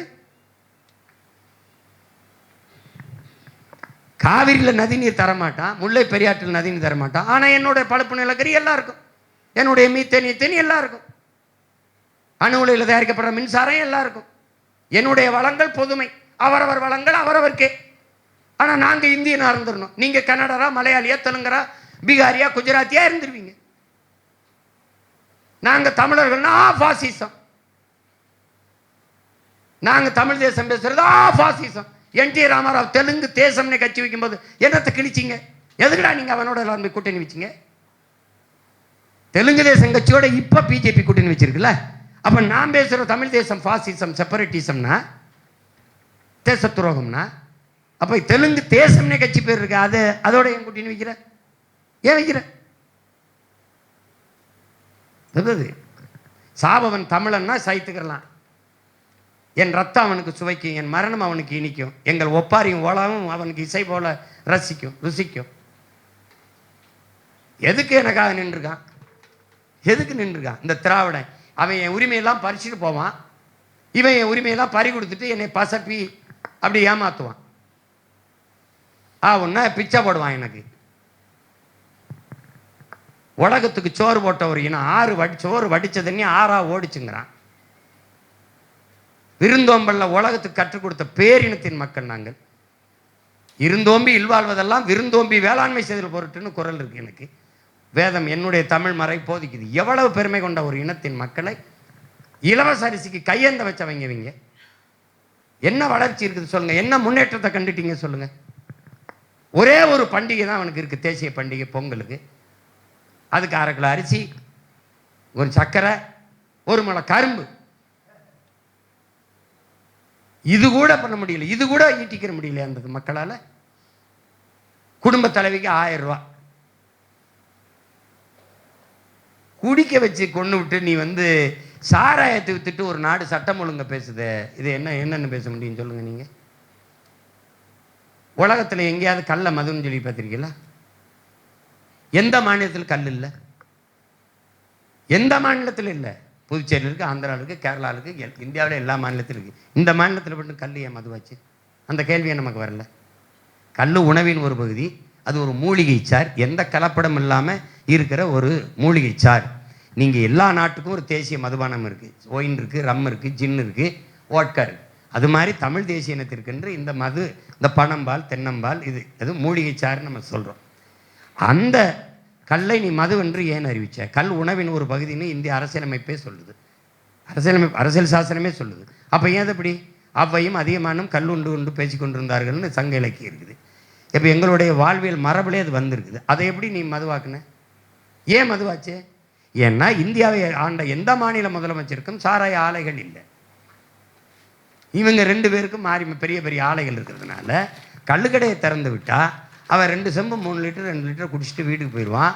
இந்த வியாபாரம் படுத்துக்கிறோம், இந்த வியாபாரம் தோற்று போயிடும், வருவாய் குறைஞ்சி போயிடும்ட்டு கல்லை மதுன்னு தடை பண்ணிட்டு பீர், பிராண்டி, விஸ்கி, ரம்மு, ஜின் எல்லாம் கோயில் தீர்த்தம் போல புனித நீர் போல திறந்து வச்சுக்கிட்டு அரசு பள்ளிக்கூடங்களுக்கு கல்லூரிகளுக்கு வர்ற மாணவர்களின் எண்ணிக்கை குறையுதே, ஏன்னு ஆய்வு செய்யுங்கன்னு சொல்லாமல் சேலம், திருநெல்வேலி, கன்னியாகுமரி, ராமநாதபுரம் இந்த மாவட்டங்கள் எல்லாம் குடிக்க வருகிறவர்களின் எண்ணிக்கை குறையுதே, அது ஏன்னு ஆய்வு செய்யுங்கன்னு மாவட்ட ஆட்சியர் டாஸ்மார்க் விற்பனை மேலாளர்களை கூட்டம் போடுறாருன்னா இந்த நாட்டை எங்கே கொண்டு போயிட்டு இருக்கான் திராவிடன்? தெருவுக்கு 2 படிப்பங்க இருக்க வேண்டிய தெருவுக்கு 2 குடிப்பங்க இருக்கு. பள்ளிக்கூடம் கட்டிட்டு வீட்டுக்கு போகிறான், பிள்ளையை தட்டு வச்சு சாப்பிட்டுருக்கு, மேலே கூரை இருந்து டக்குன்னு சோத்து தட்டில் விழுகுது, தலையில் விழுந்தால் செத்து போயிருக்கும். இவங்களை வச்சுக்கிட்டு இந்த அநீதியை எதிர்க்காம அக்கிரமத்தை எல்லாத்தையும் சகித்து என்ன இருந்தாலும் திமுக கல்லூரிகளில் ஜெப வழிபாட்டில் ஆயர்கள், அருள் தந்தைகள் எல்லாம் நம்ம திமுகவுக்கு போடணும், திமுக போடணும். அது வல்ல உங்க வேலை. சரின்னு நீங்க அரசியலை கற்பீங்க, எது சரியதோ, எது உங்களுக்கு மனச்சான்றுக்கு சரின்னு படுதோ அதுக்கு வாக்களிக்குன்னு தான் சொல்லணும். இவருக்கு போடுங்க அப்படின்னா எப்படி? அது கூட சொல்லுங்க. நாம் தமிழருக்கு போடாதேன்னு சொல்ல நீங்க யாரு? உங்களுக்கு யார் அந்த உரிமை கொடுக்கறது? ஏன் எனக்கு போடக்கூடாது? காரணம் 10 ஆண்டு நாட்டை கொடுத்தா நாசம் பண்ணிவிட்டாப்ல, ஊழல் லஞ்சத்தில் ஊறி தெளிச்சிட்டாப்ல, வளங்களையெல்லாம் கொள்ளையடிச்சு கொளுத்துட்டாப்ல. அப்படி ஏதாவது ஒரு குற்றச்சாட்டை சொல்லு. கொலை நடந்தது கண்டுக்கல, சாதி கொலை நடந்தது கண்டுக்கல, கணக்கில்லாத வன்புணர்வு கொலைகள் அப்படி ஏதாவது இருக்கா? இதெல்லாம் தடுக்க போராடுற மகனுக்கு உதவாம நீ வந்து அவன் செஞ்சுக்கிட்டு அநியாயம் செஞ்சு இல்லை அவங்களுக்கு தான் போடு. அந்த திமிரில் தான் ஆட்டம். வாக்குக்கு காசு கொடுக்கிறதை உண்மையிலே இறையச்சத்தோடு இறைமகன் இயேசுவை வணங்குகிற நீங்கள், ஜெபிக்கிற நீங்கள், வாக்குக்கு காசு கொடுத்து வாக்கை பறிக்கிற அந்த வாங்குகிற முறையை ஏற்கிறீர்களா? இது நேர்மையான ஆட்சியை உருவாக்குமா? இந்த நாட்டில் ஆகப்பெரும் இறைப்பணியே நல்ல அரசியலை உருவாக்குவதும் நல்ல ஆட்சியை அமைய செய்வதும் தான். அதை செய்கிறத விட என்ன ஆகச்சிறந்த இறைப்பணி இருக்க முடியும்? என்ன இருக்க முடியும் சொல்லுங்க.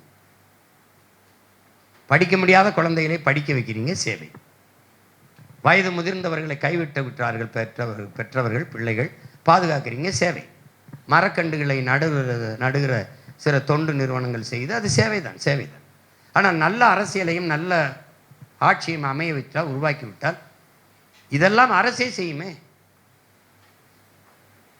இப்போ அதை விட்டுட்டு இங்கே கல்லூரிக்கு பேச போனால் தயவு செய்து அரசியல் பேசாது. அரசியலை கற்பிக்காது கல்வியே இல்லை. அரசியலை விட ஆக சிறந்த கல்வியே உலகத்தில் இல்லை. உலகத்தில் அரிஸ்டாட்டிலை விட பிளாட்டோவோட அறிஞன் உண்டா? மன்னர் பிலிப்ஸ் தன்னுடைய சொத்துக்களை எல்லாத்தையும் மக்களுக்கு தாரை வார்த்து கொடுக்குறான். எனக்கு இந்த சொத்துக்கள் தேவையில்லை, என் மக்களை எடுத்துக்கிறீங்கன்ட்டு. மக்கள் கேட்குறாங்க, என்ன எதற்காக மன்னரை எல்லாத்தையும் எங்களுக்கு கொடுக்குறீங்கன்னு. என் மகன் அலெக்சாண்டருக்கு என்னுடைய ஆசான் அரிஸ்டாட்டில் பாடம் நடத்துறேன்னு சொல்லிட்டான். அவன் கற்றுக் கொடுக்குறேன்ட்டான். அவன் ஆசிரியராக இருந்து என் மகனுக்கு படிப்பிக்கிறேன்னு சொல்லிட்டான். அதை விட செல்வம் எனக்கு சிறந்தது ஒன்று இல்லை, நீங்கள் எடுத்துக்கிறீங்க, என் மகனை அரிஸ்டாட்டில் உருவாக்கிடுவான்ட்டான். அந்த அரிஸ்டாட்டில் சொல்கிறான், அரசியல் வேண்டாம் என்று நீ விலகி நிற்கலாம், ஆனால் அரசியல் உன்னை விட்டு ஒருபோதும் விலகாதுங்கிறான். அதை கற்பிச்சிருக்கா? அப்புறம் அரசியல் வேண்டாம் என்று நீ விலகி நின்றால் எவனை அறிவிருக்கிறவன் ஆட்சிங்கிற வாழ நேரிடுங்கிறான் பிளாட்டோ. இதை கற்பிச்சமா? அரசியல் என்ற எண்ணம் இல்லாதவன் மனிதனாக இருக்க முடியாதுங்கிறார் காந்தி. காந்தி காந்தின்னு மூச்சுக்கு மூச்சு வாந்தி எடுத்து விடுவானே ஒழிய அதை பேசுறானா? இல்லை. நான் கூட சொன்னேன் ஈரோட்டில், பெரியார் எங்கடா வெல்றாரு? பெரியாருக்கு எதிரா ஓட்டு, காந்திக்கு தாண்டா ஓட்டு. நீ கொடுக்குற 500 1000 காந்தி தான் சிரிச்சிட்டு போறாப்ல. பெரியாருக்கு எங்க ஓட்டு? பெரியார்னு சீமானுக்கு எதிராக பேசி 250, நான் 2600 500 20500 600 நான். நீ ஓட்டு காசு கொடுத்த, கள்ள ஓட்டு போட்ட. கள்ள ஓட்டு போடுவதை தடுக்காத தேர்தல் ஆணையம், ஓட்டுக்கு காசு கொடுக்கறதை தடுக்காத தேர்தல் ஆணையம் என் ஓட்டை மட்டும் நேர்மையாக எண்ணும்னு நான் நம்பணும்னா எப்படி? நீ நேர்மையாக எண்ணிருந்தனா தெரியும் யார் எவ்வளவுன்னு. மனச்சான்றுபடி இருங்க, இறையச்சத்தோடு இருங்க, இறைமகன் இயேசுவின் போதனையோடு இருங்க. தினம் பைபிளோடு ஜெபிக்க போறீங்க, பைபிள் இருக்கு, படிங்க. படிச்சுட்டு அதன்படி நடங்க. கற்க கசடர கற்பவை கற்றவை நிற்க அதற்கு தக. பைபிளை படிங்க. படிச்சுட்டு இறைமகன் சொல்கிற வழியில் நடங்க. எனக்கு ஓட்டு போடுங்கன்னு சொல்லலை, நல்ல மனுஷன் பார்த்து போடுங்க. எங்கள் தாத்தா காமராஜ் சொன்னதே நான் சொல்கிறேன். நல்லதை பார்த்து போடுங்க. மறுபடியும் திமுக போடுங்க, எங்களை தூக்கி சுடுகாட்டில் போட்டு போங்க. அவ்வளோதான், வேற என்ன? நீங்கள் ஒழுங்காக இருந்திருந்தா சேகுவாராட்ட போயிட்டு இந்த அரசியல் பேசுகிறத அவங்க அப்பா விரும்பலை. அப்போ ஒருத்தன் கேட்குறான், இந்த அரசியல் பேசுகிற நண்பர்களோட நீ சேராத அப்படின்னு யார் சொல்கிறா? சேகுவாரோட அப்பா. அவன், நீங்கள் அரசியல் பேசுகிற நண்பர்களோட சேர்ந்துருந்தா எனக்கு இந்த நிலைமை வந்திருக்காது. இப்போ நீங்கள்லாம் சரியாக இருந்திருந்தா உங்கள் பிள்ளையை இவ்வளோ நேரம் பேசிக்க வேண்டியதில்லை. நான் பாட்டுக்கு என் பொழப்பு பார்த்து நல்லா படம் எடுத்தோமா, சம்பாரிச்சோமா, சாப்பிட்டோமான்னு போகணும். தூங்க நேரம் இருக்க, படிக்க நேரம் இருக்க, உடற்பயிற்சிக்கு நேரம் இருக்காது. எந்த நேரம் எங்கே போகிறோம் எங்கே வாரோம். இந்தியாவில் ஒரு தலைவன் மேலே, ஒரு அரசியல் கட்சி நடத்துகிற ஒருத்தன் மேலே அதிகப்படியாக வழக்கு யார் மேலே இருக்குன்னு நினைக்கிறீங்க? 300 கிட்ட இருக்குது. அப்போ இது நான் என்ன கொள்ளையடிச்சேனா, இல்லை கொலை செஞ்சேனா, இல்லை நிலத்தை அபகரிச்சேனா? ஒன்றும் இல்லை, மக்களுக்காக பேசினேன் போகிறான்னு, இவ்வளோதான். இது நீங்கள் தீமையை ஒழிங்க, இன்னொரு தீமையை வச்சு இல்லை. அதனால் தயவு செய்து இந்த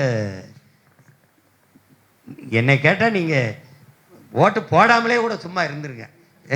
என்ன நான் சொல்கிறது, ஒரு இது அநீதிக்கு வலிமையை கொடுத்து விட்டுறீங்க. அது நபிகளே சொல்கிறாரு, அச்சமில்லாமல் அநீதியை துணிந்து எதிர்ப்பவன் எவனோ அவனே உண்மையான ஜிகாத்துங்கிறார், புனித போராளிங்கிறார். அதே தான் இறைமகனும் சொல்கிறார், இயேசுவும் சொல்கிறார். நீங்கள் அச்சமில்லாமல் நீங்கள் போராட வாங்கன்னு சொல்லலை, போராடுற பிள்ளைகளுக்காவது துணையாக இருங்கன்னு தான் சொல்கிறோம். வேற ஏதாவது கேள்வி? இறுதி ஆயிடுச்சா? இயேசு கிறிஸ்து உங்கள் பார்வையில், அதாவது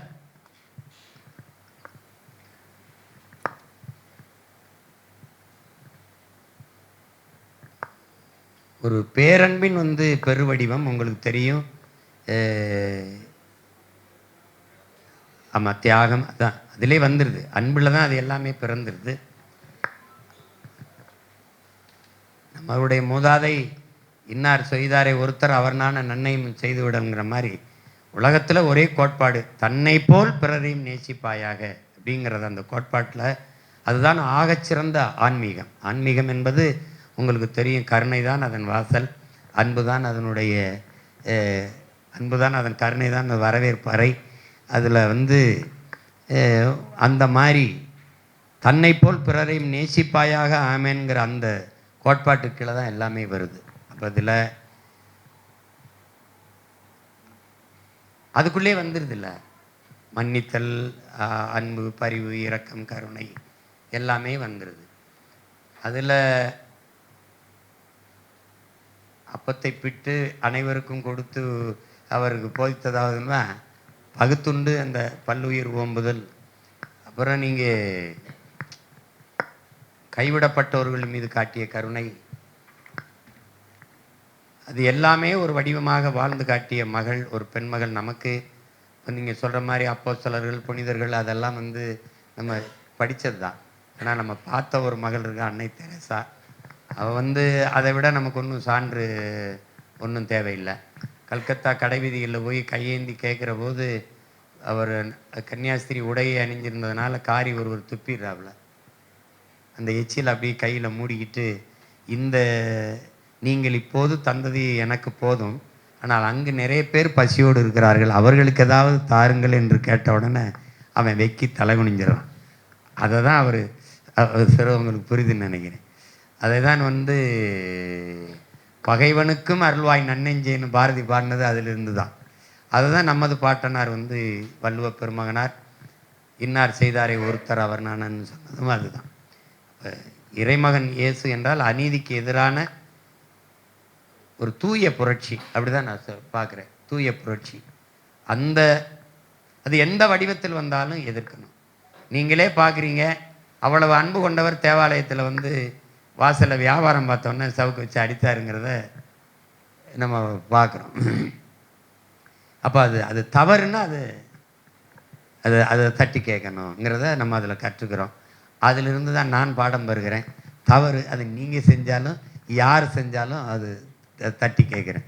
அதே தான் நமது பாட்டன் நக்கீரனும் வந்திருக்கவன் இறைவன் சிவன் என்றும் தெரிந்து நீ நெற்றிக்கண்ணை திறப்பினும் குற்றம் குற்றமேன்றான். அந்த பரம்பரையில் வந்த நாம் அநீதிக்கு ஒருபோதும் துணை போகக்கூடாது. இறைமகன் இயேசு என்றாலே அநீதிக்கு எதிரான புரட்சியாளர், புனிதர் என்று தான் நம்ம பார்க்கணும். அந்த புனிதரின் வழியில் பயணிக்கிற நாம் இந்த பூமியில் எந்த வடிவத்திலும் அநீதியை ஏற்க முடியாது. உங்களுக்கு தெரியும், புதியதொரு உலகம் செய்வோம், கெட்ட போரிடும் உலகத்தை வேரோடு சாய்ப்போம் என்று பாடிய புரட்சி பாவலனின் பேரனும் பேத்திகளும் கெட்ட போரை செய்து வேரோடு சாய்க்கப்பட்ட இனத்தின் மக்கள். நாம் தமிழர்கள்ங்கிற இனத்தின் மக்கள் உலகப் போரை எதிர்கொண்ட 21ஆம் நூற்றாண்டில் உலகப் போரை எதிர்கொண்ட ஒரு இனத்தின் மக்கள். அதில் நினைவில் வைத்துக்கொண்டு தீமையை சகிக்காது உண்மைக்கும் நேர்மைக்கும் நன்மைக்குமாக நாம் நிற்கணும்.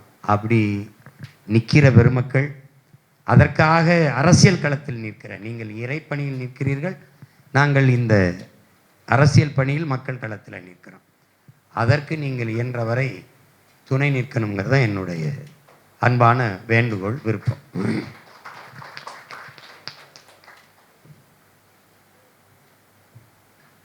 வேறு ஏதாவது கேள்விகள் சுருக்கமாக நீங்கள் கேட்பதாக இருந்தால் இப்பொழுது சொல்லலாம். நீங்கள் கொடுத்த கேள்விகளை எல்லாவற்றையும் நான் பொதுமைப்படுத்தி கேட்டிருக்கிறேன். கிறிஸ்தவம் சாராத சில கேள்விகள் வந்திருக்கிறது, அதை நான் தவிர்த்து இருக்கிறேன். வேறு ஏதாவது நீங்கள் குறிப்பாக அண்ணனிடம் கேட்க வேண்டும் என்றால் கேட்கலாம்.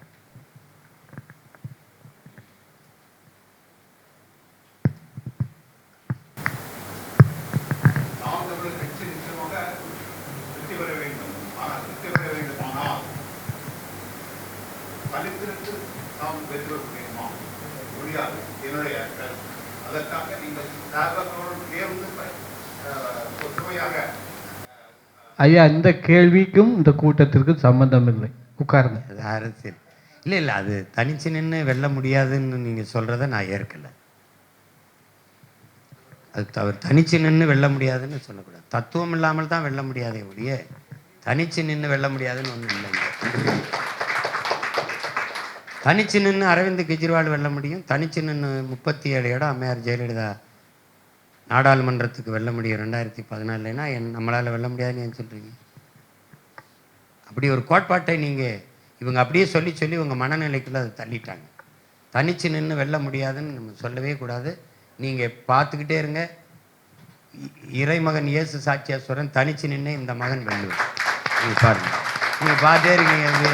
தனிச்சு நின்று நான் தனிச்சு நிற்கிறேன்னு யார் சொன்னது? தனிச்சு நிற்கிறேன். பல லட்சக்கணக்கான பல கோடிக்கணக்கான தமிழ் மக்களோடு சேர்ந்து நிற்கிறேன். 36 லட்சம் மக்கள் எனக்கு வாக்கு செலுத்தி நாங்கள் உன்னோடு இருக்கிறோம்னு கேட்டிருக்காங்க. ஒரு சித்தாந்தத்தோடு சினிமா சேருவது சரி, ஒரு சினிமாவோடு உயர்ந்த சித்தாந்தம் போய் சரணடைவது சரியாக வராது. பிரபாகரன் என்ற ஒரு பெருந்தலைவனை தலைவனாயிட்டிருக்க அவன் மகன் போய் இன்னொருத்தரோட போய் நிற்கிறது சரியாக வராது. ஏன்னா எங்களை ஏற்றிட்டு எங்களோட வாங்க வரணும். அவர் முதல்ல பெரியாரை கீழே விட்டு வரணும். நீங்கள் பெரியார் கொள்கை வழிகாட்டினா பெரியாரின் எந்த கொள்கையை ஏற்கிறீங்கன்னு கேட்டால் எனக்கு விளக்கம் சொல்லணும். எந்த கொள்கை? சாதிய ஒழிப்பு. ஒழிஞ்சிருச்சா சாதி? சாதி ஒழிப்புக்கும் பெரியாருக்கு என்ன சம்பந்தம் இருக்கு? பெண்ணிய உரிமை. எது பெண்ணிய உரிமை? நான் இருக்கும்போது என் மனைவிக்கு வேறொரு ஆண்மகனோட விருப்பம் ஏற்பட்டு இச்சை வந்தால் அந்த ஆண்மகனோட போய் உறவு வைத்துக் கொள்வதை குற்றமாக கருதக்கூடாது என்று 1977 சேலம் மாநாட்டில் 3வது தீர்மானமாக போட்டிருக்காப்புல. இதான் நீங்கள் பெற்றுக் கொடுத்த பெண்ணிய உரிமையை.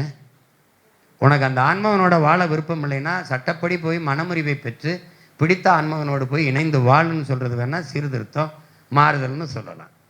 புருஷன் இருக்கும்போதே உனக்கு விருப்பப்பட்ட ஆம்பளையோட போய்க்க அதை சமூகம் குற்றமாக கருதக்கூடாதுன்னு பரிந்துரைக்கிறத ஏற்குது அந்த சமூகம்?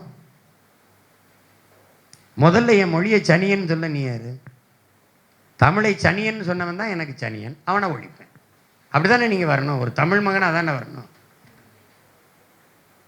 தாயை பழித்தவனை யார் தடுத்தாலும் விடாதே, தமிழை பழித்தவனை தாயை தடுத்தாலும் விடாதேங்கிறான் புரட்சி பவளன். அதில் எனக்கு பெரியார் என்ன சிறியார் என்ன எவர் வந்தாலும் எதிரி தான். அதில் போய் அதெல்லாம் ஏற்க முடியாது. எனக்கு யார் துணையும் தேவையில்லை. உலக நாடுகள் 20 நாடுகள் படையெடுத்து வரும்போது என் தலைவன் எந்த நாட்டு படையும் துணைக்கு அழைக்கலை. புரியுதா உங்களுக்கு? கூட்டத்தில் நிற்கிறதுக்கு எவனுக்கும் வீரமும் துணிவும் தேவையில்லை. தனிச்சு நிற்கத்தான் துணிவும் வீரமும் தேவைப்படுது. நாங்கள் வீரர்கள் துணிஞ்சு நிற்கிறோம். நான் என் மக்களை முழுமையாக நம்புகிறேன், நேசிக்கிறேன், நிற்கிறேன். 36 லட்சம் நாளைக்கு 1,20,00,000 மாறாதுன்னு நீங்கள் எப்படி சொல்லுவீங்க?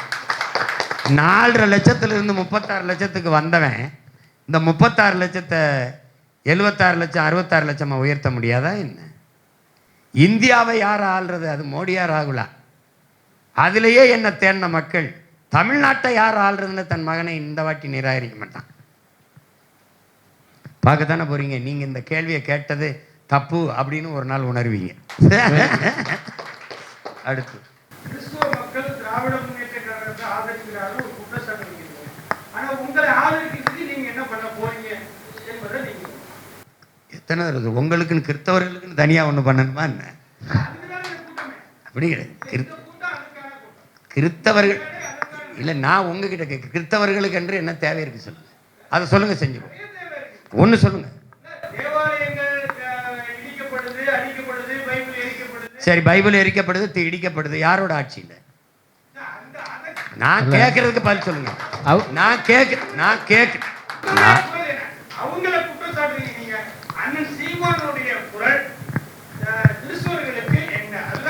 அது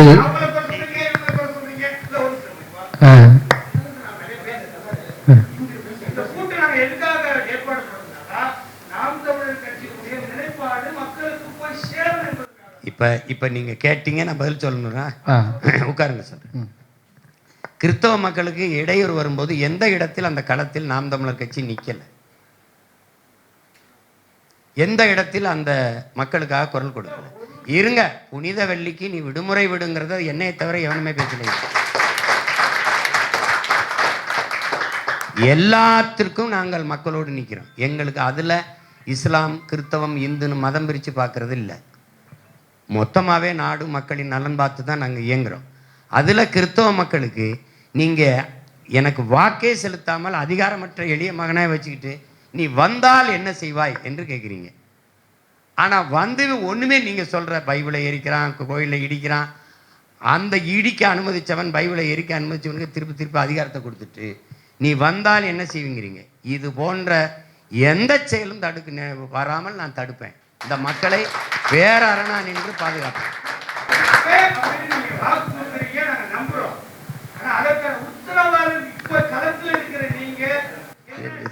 எப்படி கொடுக்க முடியும்?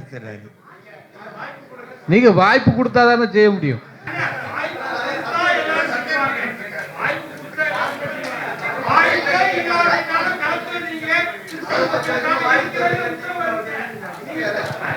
இல்ல நீங்க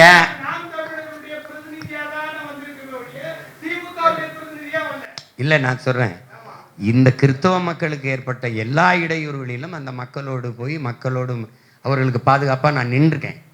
மதுரையில் இதே மாதிரி வழிபாட்டு தலத்தை ஒரு மாடியில் வச்சு பைபிளையும் இதை எரிச்சப்போ அங்கே போய் நின்று போராடி இருக்கேன். எல்லா தலங்கள்லையும் அந்த மக்களாக நின்று போராடி இருக்கோம். அதுக்கு சான்று காணொளி ஆவணம்.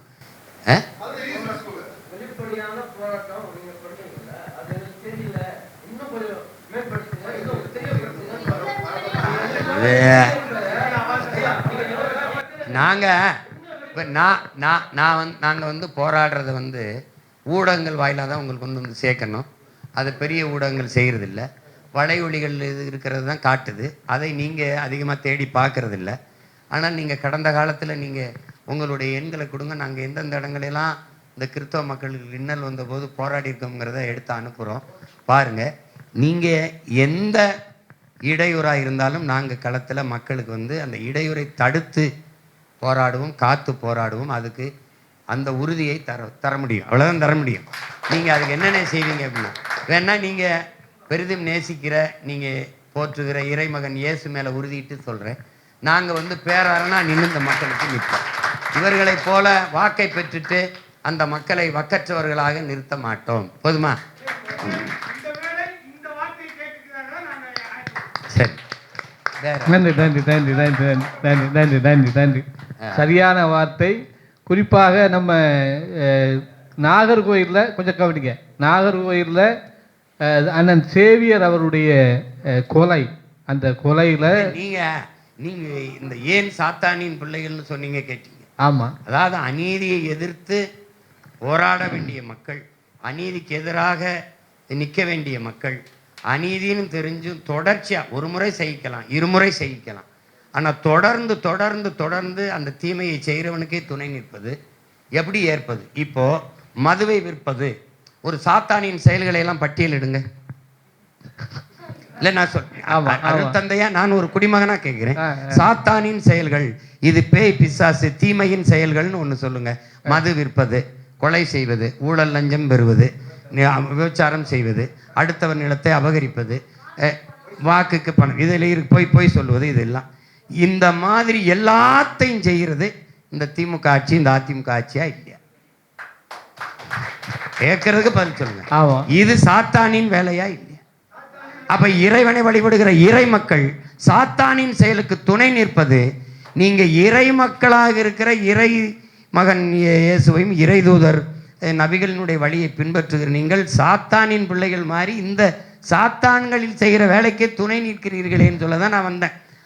அதடே நீ பேசுறான்னு சொன்னதே உங்களை மாதிரி அருள் திரு குருமார்கள் தான். பங்காளையே போகாதே, இந்த வார்த்தையை வேணா நான் பயன்படுத்தியிருக்கலாம். நீங்கள் தொடர்ச்சியாக சாத்தானின் பிள்ளைகளாக ஆகிவிட்டீர்களே என்ற ஆதங்கத்திலையும் உரிமையிலையும் எனக்கு பேரன்பும் பெரும் பாசமும் இருக்கிறனால நான் சொன்னேன், அந்த வருத்தத்தில் சொன்னேன். அதை விட என் சகோதரர் சொல்றது நல்ல வார்த்தையா இருக்கு. திருடனுக்கு பங்காளி ஆகிவிட்டீர்களே அப்படி வேணா இனிமே சொல்றேன். அதுக்கே உங்களுக்கு வருத்தம் வருதே. இத்தனை வருஷமா நெஞ்சு உடைக்க கத்தி உங்க மேல இருக்கிற இந்த பிள்ளைக்கு விட்டுவிட்டு அதை அயோக்கிய பிள்ளைங்க அக்கிரம் பண்றவனுக்கு தொடர்ச்சி ஓட்டு போட்டா எங்களுக்கு எவ்வளவு வலி இருக்கும். அந்த ஆதங்கத்துல சொல்றது, அதாவது பேரன்பின் வெளிப்பாடு ஆதங்கத்தின் வெளிப்பாடு தான். நீங்க இதை செய்யலாமா, நீங்களே நீ அப்படி பண்ணிட்டேப்பா அப்படிங்கிறோம்ல, அதுதான். அதை விடுங்க.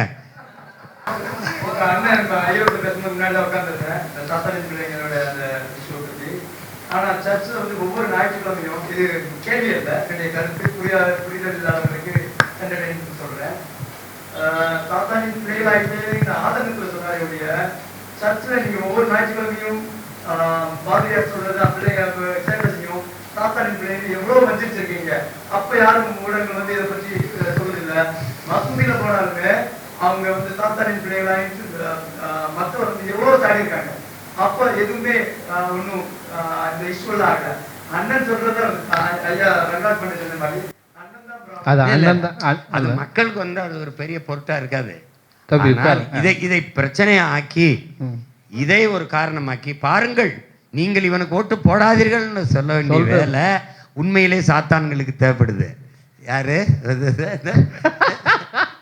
அந்த சாத்தான்களுக்கு தேவைப்படுகிறது. இந்த சாத்தான்களுக்கு இந்த சாக்கு தேவைப்படுது.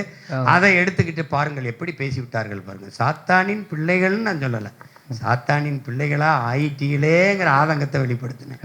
இப்போ என் தம்பி சொல்ற மாதிரி சொல்றேன், திருடனுக்கு பங்காளி ஆகிவிட்டீர்களே என்று சொல்றேன். ஆமா, அந்த அந்த அதுலேயே பங்கு வாங்காத பங்காளிகள், அந்த திருடன்ட்ட பங்கை வாங்காத பங்காளிகள் ஆயிட்டீங்க. வேற நம்முடைய அந்த அந்த சேவியர் குமார் கொலை செய்யப்பட்ட சிக்கலிலே குறிப்பாக திருச்சபையில் உள்ள அதிகாரிகள் எல்லோரும் அந்த நேரத்தில் நாம் தமிழர் அந்த பிரச்சனையை கையில் எடுத்திருக்கிறார்கள்னு சொன்ன உடனேயே ரொம்ப அலர்ட்டாக இருந்தாங்க. ரொம்ப அலர்ட்டாக இருந்தாங்கன்னா எவ்வளோ அலர்ட்டாக இருந்தாங்கன்னா என்னையை கூப்பிட்டு பேசுகிற அளவுக்கு அலர்ட் ஆகிட்டாங்க. என்ன செய்ய போகிறாங்க, அடுத்து என்ன செய்வாங்க அப்படிங்கிற ஒரு லெவலுக்கு வந்துட்டாங்க. கடைசியில் எப்படி அந்த பிரச்சனையை அடித்தாங்க அப்படின்னு சொன்னால் நல்லா புரிஞ்சுக்கணும். நாம் தமிழர் கோரிக்கைகளை வச்சு முன்னால் போய் இதெல்லாம் செஞ்சால் தான் நாங்கள் விடுவோங்கிற அளவுக்கு கொண்டு நிப்பாட்டியிருக்காங்க. ஆனால் அந்த அம்மாவை யாரை வச்சு பேசி ஆஃப் பண்ண முடியுமோ அந்த ஆட்கள்லாம் வச்சு சாமியார்கள், அவங்க சொந்தக்கார சாமியார்கள், அவர்களுடைய உறவுகள் இப்படி வச்சு சாமியார்கள் தெரிஞ்சவங்களை வச்சு பேசி அந்த அம்மாவை ஆஃப் பண்ணி விட்டாங்க. அதனால் அந்த அம்மாவால் என்ன செய்ய முடியலன்னா அடுத்த கட்டம் போராட்டத்துக்கு உறுதியாக நிற்க முடியாமல் போயிடுச்சு. அப்போ எதுக்கு நான் இதை சொல்கிறேன் அப்படின்னு சொன்னால், நாம் தமிழர் அந்த நேரத்தில் வலிமையாக அதை எடுத்து கொண்டு வந்தாங்க. ஆனால் அதுக்கு ஆப்பு வச்சது யார்? நம்ம ஆளுக்கு தான். அப்போ ஒரு அமைப்பு, ஒரு கட்சிங்கிறது அவங்க முன்னெடுத்து செல்லும்போது நம்ம கூட சேர்ந்து உள்ள தள்ளி விட்டோம் அப்படின்னு சொன்னால் அது மிகப்பெரிய ஒரு மாற்றத்தை கொண்டு வர்றதுக்கு கட்டாயம் அது உதவியாக இருந்திருக்கும். ஆனால் அது நடக்கலை. இப்படி நிறைய காரியங்களை நான் சொல்லலாம். நாம் தமிழர் எடுத்த முயற்சிகளில் நம்மளை மாதிரி ஆட்கள் அதுக்கு சப்போர்ட் பண்ண முடியாமல் போனதுனால அது என்ன பண்ண முடியலைன்னா நடக்க முடியலை. அண்ணன் சொன்ன மாதிரி கன்னியாகுமரியில் இவ்வளோ எடுத்து வெட்டி கொண்டு போகிறாங்க. கன்னியாகுமரியில் இருக்கிறதுல பாதி பேர் கிறிஸ்தவர்கள். அந்த அந்த பாதி பேரும் ரோட்டில் நின்னா ஒரு மண்ணை எடுத்துகிட்டு போக முடியுமா? ஒரு துண்டு மண்ணை எடுக்க முடியுமா? முடியவே முடியாது. ஆனால் நம்ம வர மாட்டேக்காம அந்த ஆதங்கமும் அந்த இதுதான் அண்ணனுக்கு ரொம்ப ஆமாம், அதில் தான் அவர் பேசி கொண்டிருக்கிறார். உண்மையிலேயே இந்த நாடிலே அன்பிற்குரியவர்களே, இதை நான் பல நேரத்தில் அண்ணனுக்கு நான் சொல்லியிருக்கிறேன். இந்த அரசியல் செய்வதற்கு மதம் என்பது தேவையில்லை, சாதி என்பது தேவையில்லை என்பது அண்ணனுடைய கருத்து. அவர் அதிலே உடன்பட்டு இருக்கிறார், அதிலே அவர் தெளிவாக இருக்கிறார். இன்றைக்கு அண்ணன் சொன்ன மாதிரி மற்ற எல்லாரையும் தாண்டி இன்றைக்கு அண்ணன் சாதி மதத்தை தாண்டி தமிழர் என்ற ஓர்மையில் இன்றைக்கு அறியப்பட்ட நபராக, தவிர்க்க முடியாத சக்தியாக இருக்கிறார் என்று சொன்னால் அது அண்ணன் சீமான் மட்டும்தான். இதுவரை இந்த தமிழ் தலைவர்கள் யாரெல்லாம் எடுத்துக்கங்க, ராமதாஸாக இருந்தாலும் சரிதான், திருமாவளவனாக இருந்தாலும் சரிதான், என் கிருஷ்ணசாமியாக இருந்தாலும் சரிதான், இவர்களையெல்லாம் தாண்டி இன்றைக்கு தவிர்க்க முடியாத சக்தியாக நிற்கிறவர் அண்ணன் ஒருவர் தான்.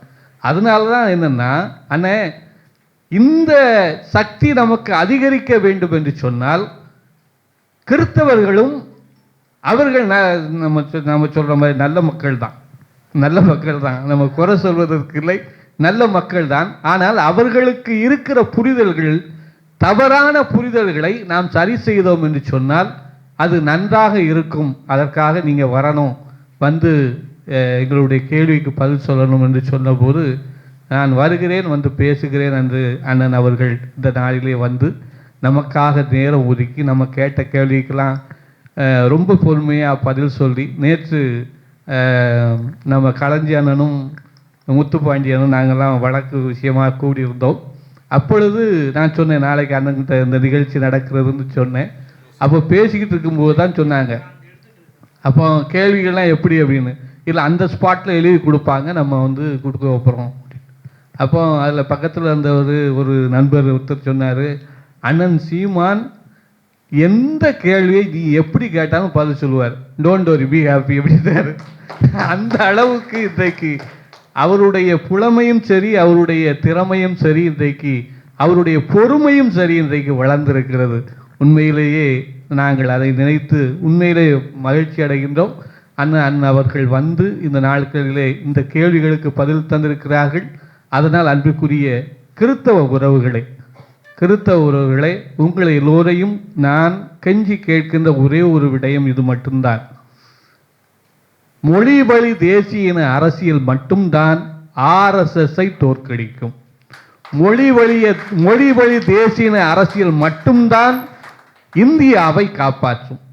மொழி வழி தேசிய இன அரசியல் மட்டும்தான் தமிழ்நாட்டை காப்பாற்றும். அதை முன்னெடுக்கின்ற அண்ணன் சீமான் அவர்களை நீங்கள் அனைவரும் ஆதரிக்கவும், அவரோடு நின்று செயல்படவும், அவருக்காக வேண்டவும், ஆண்டவர் இயேசுவிடம் அவருக்காக வேண்டவும் உங்கள் அனைவரையும் அன்போடு கேட்டுக்கொள்கிறோம். நன்றி, வணக்கம்.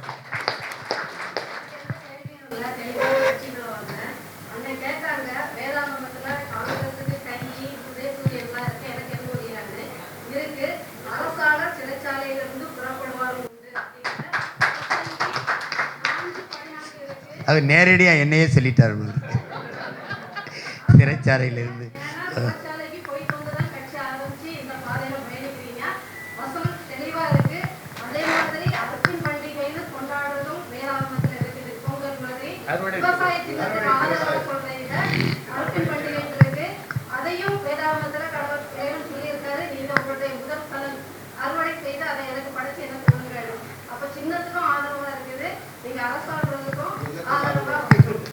அப்போ இதை திரும்ப திரும்ப எடுத்துகிட்டு போகணும் ஐயா. அதை எடுத்துகிட்டு உங்கள் எல்லாருடைய அன்புக்கும் அதுக்கான நேரத்திற்கும் நன்றி. இதை இந்த இந்த பகுதியில் போட்டிருக்கோம். இது போன உடனே இன்னும் சில கேள்விகள் வரும். அதை கன்னியாகுமரியை மையப்படுத்தி இதே மாதிரி ஒரு கூட்டம், அல்லது திருச்சி, அது மதுரை, அப்படி முக்கியமான நகரங்களில் இளம் குருமார்கள் இந்த மாதிரி சில கேள்விகள் இருக்கிறவங்களை அழைச்சி பேசலாம், தெளிவுபடுத்தணும். ஏன்னா நமக்கு கடைசியாக இருக்கிற ஒரே கருவி அரசியல் மட்டும்தான். அரசியல் அதிகாரம் மட்டும்தான் இந்த மக்களை பாதுகாக்க முடியும். அதுக்கு எல்லாருமே நீங்கள் செய்வோம். நீங்கள் இறைப்பணியோடு மக்கள் பணி, நாங்கள் இதை அரசியல் பணியை அதையும் இறைப்பணியாக தான் பார்க்குறோம். இணைந்து நம்ம எல்லாரும் ஒரு நல்ல அரசியலை உருவாக்கி நல்ல ஆட்சியை மலரச் செய்வோம். அதுதான் மகத்தானதாக இருக்கும்.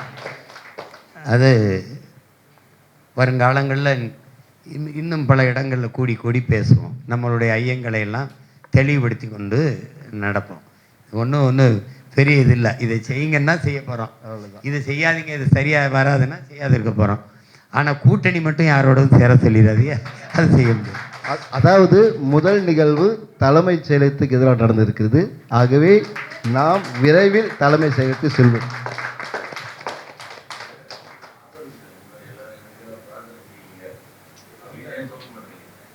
செபித்து தானே இருக்கும் டெய்லி.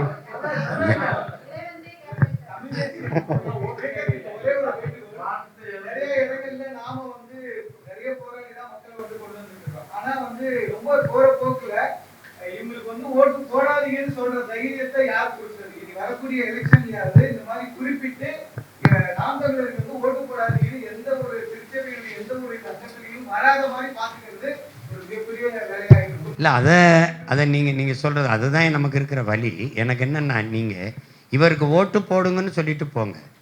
ஆனால் சீமானுக்கு நாம் தமிழர் கட்சிக்கு போடாதீங்கன்னு நீங்கள் சொல்லக்கூடாது. அது பெரிய பாவத்திலே பெரும்பாவம். ஏன்னா நான் இந்த வேலையை என் இனச்சாவிலிருந்து வந்தேன், பெரிய வலியை சுமந்து வந்தேன். ஒரு எளிய மகன் இவ்வளோ தூரம் வந்தது உலக வரலாற்றிலே பெரிய சாதனை தான். ஏன்னா எந்த பின்புலமும் இல்லை, பொருளாதார வலிமையும் இல்லை, ஊடக ஆதரவும் இல்லை. அப்படி இருக்கும்போது உணர்வுள்ள பிள்ளைகளை நீங்கள் சாதி சொல்லி மதம் சொல்லி அரசியல் செய்வது ரொம்ப எளிது. இப்போ நம்மளே ஒரு திராவிடம்னு பேர் வச்சுருந்தா கூட விட்டுருப்பான், அது உங்களுக்கு புரிய நினைக்கிறேன். ஆனால் தமிழர் என்று பேசுகிறது அவங்களுக்கு அவ்வளவு இடையூறும் ஆபத்துமாக தெரியுது. அதில் நம்ம இவ்வளோ தூரம் உறுதியாக நின்று போராடி வருவங்கிறது பெரிய பெரிய முயற்சி தான். அப்போ அதை சிதைக்கிற வழியாக அவனுக்கு போடாதீங்க அவருக்கு போடாதீங்கன்னு சொல்லும்போது ரொம்ப வலிக்குது. அதுதான் என்ன அப்படி என்ன நம்ம குற்றம் பண்ண, நமக்கு ஏன் போடாதேன்னு சொன்ன அது தேவையில்லை. அவர்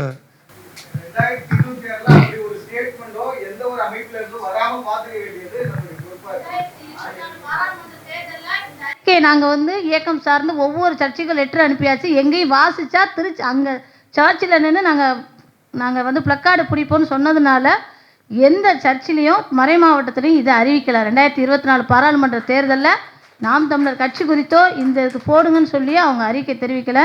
அதனால் இனியும் நம்ம தொடர்ந்து நீங்கள் எல்லாரும் ஒன்று சேர்ந்தால் மட்டும்தான் கிறிஸ்தவ மக்களை தமிழர்களாக நம்ம ஒன்றிணைக்க முடியும் அப்படின்னு சொல்லி நாங்கள் கேட்டுக்கிறேன்.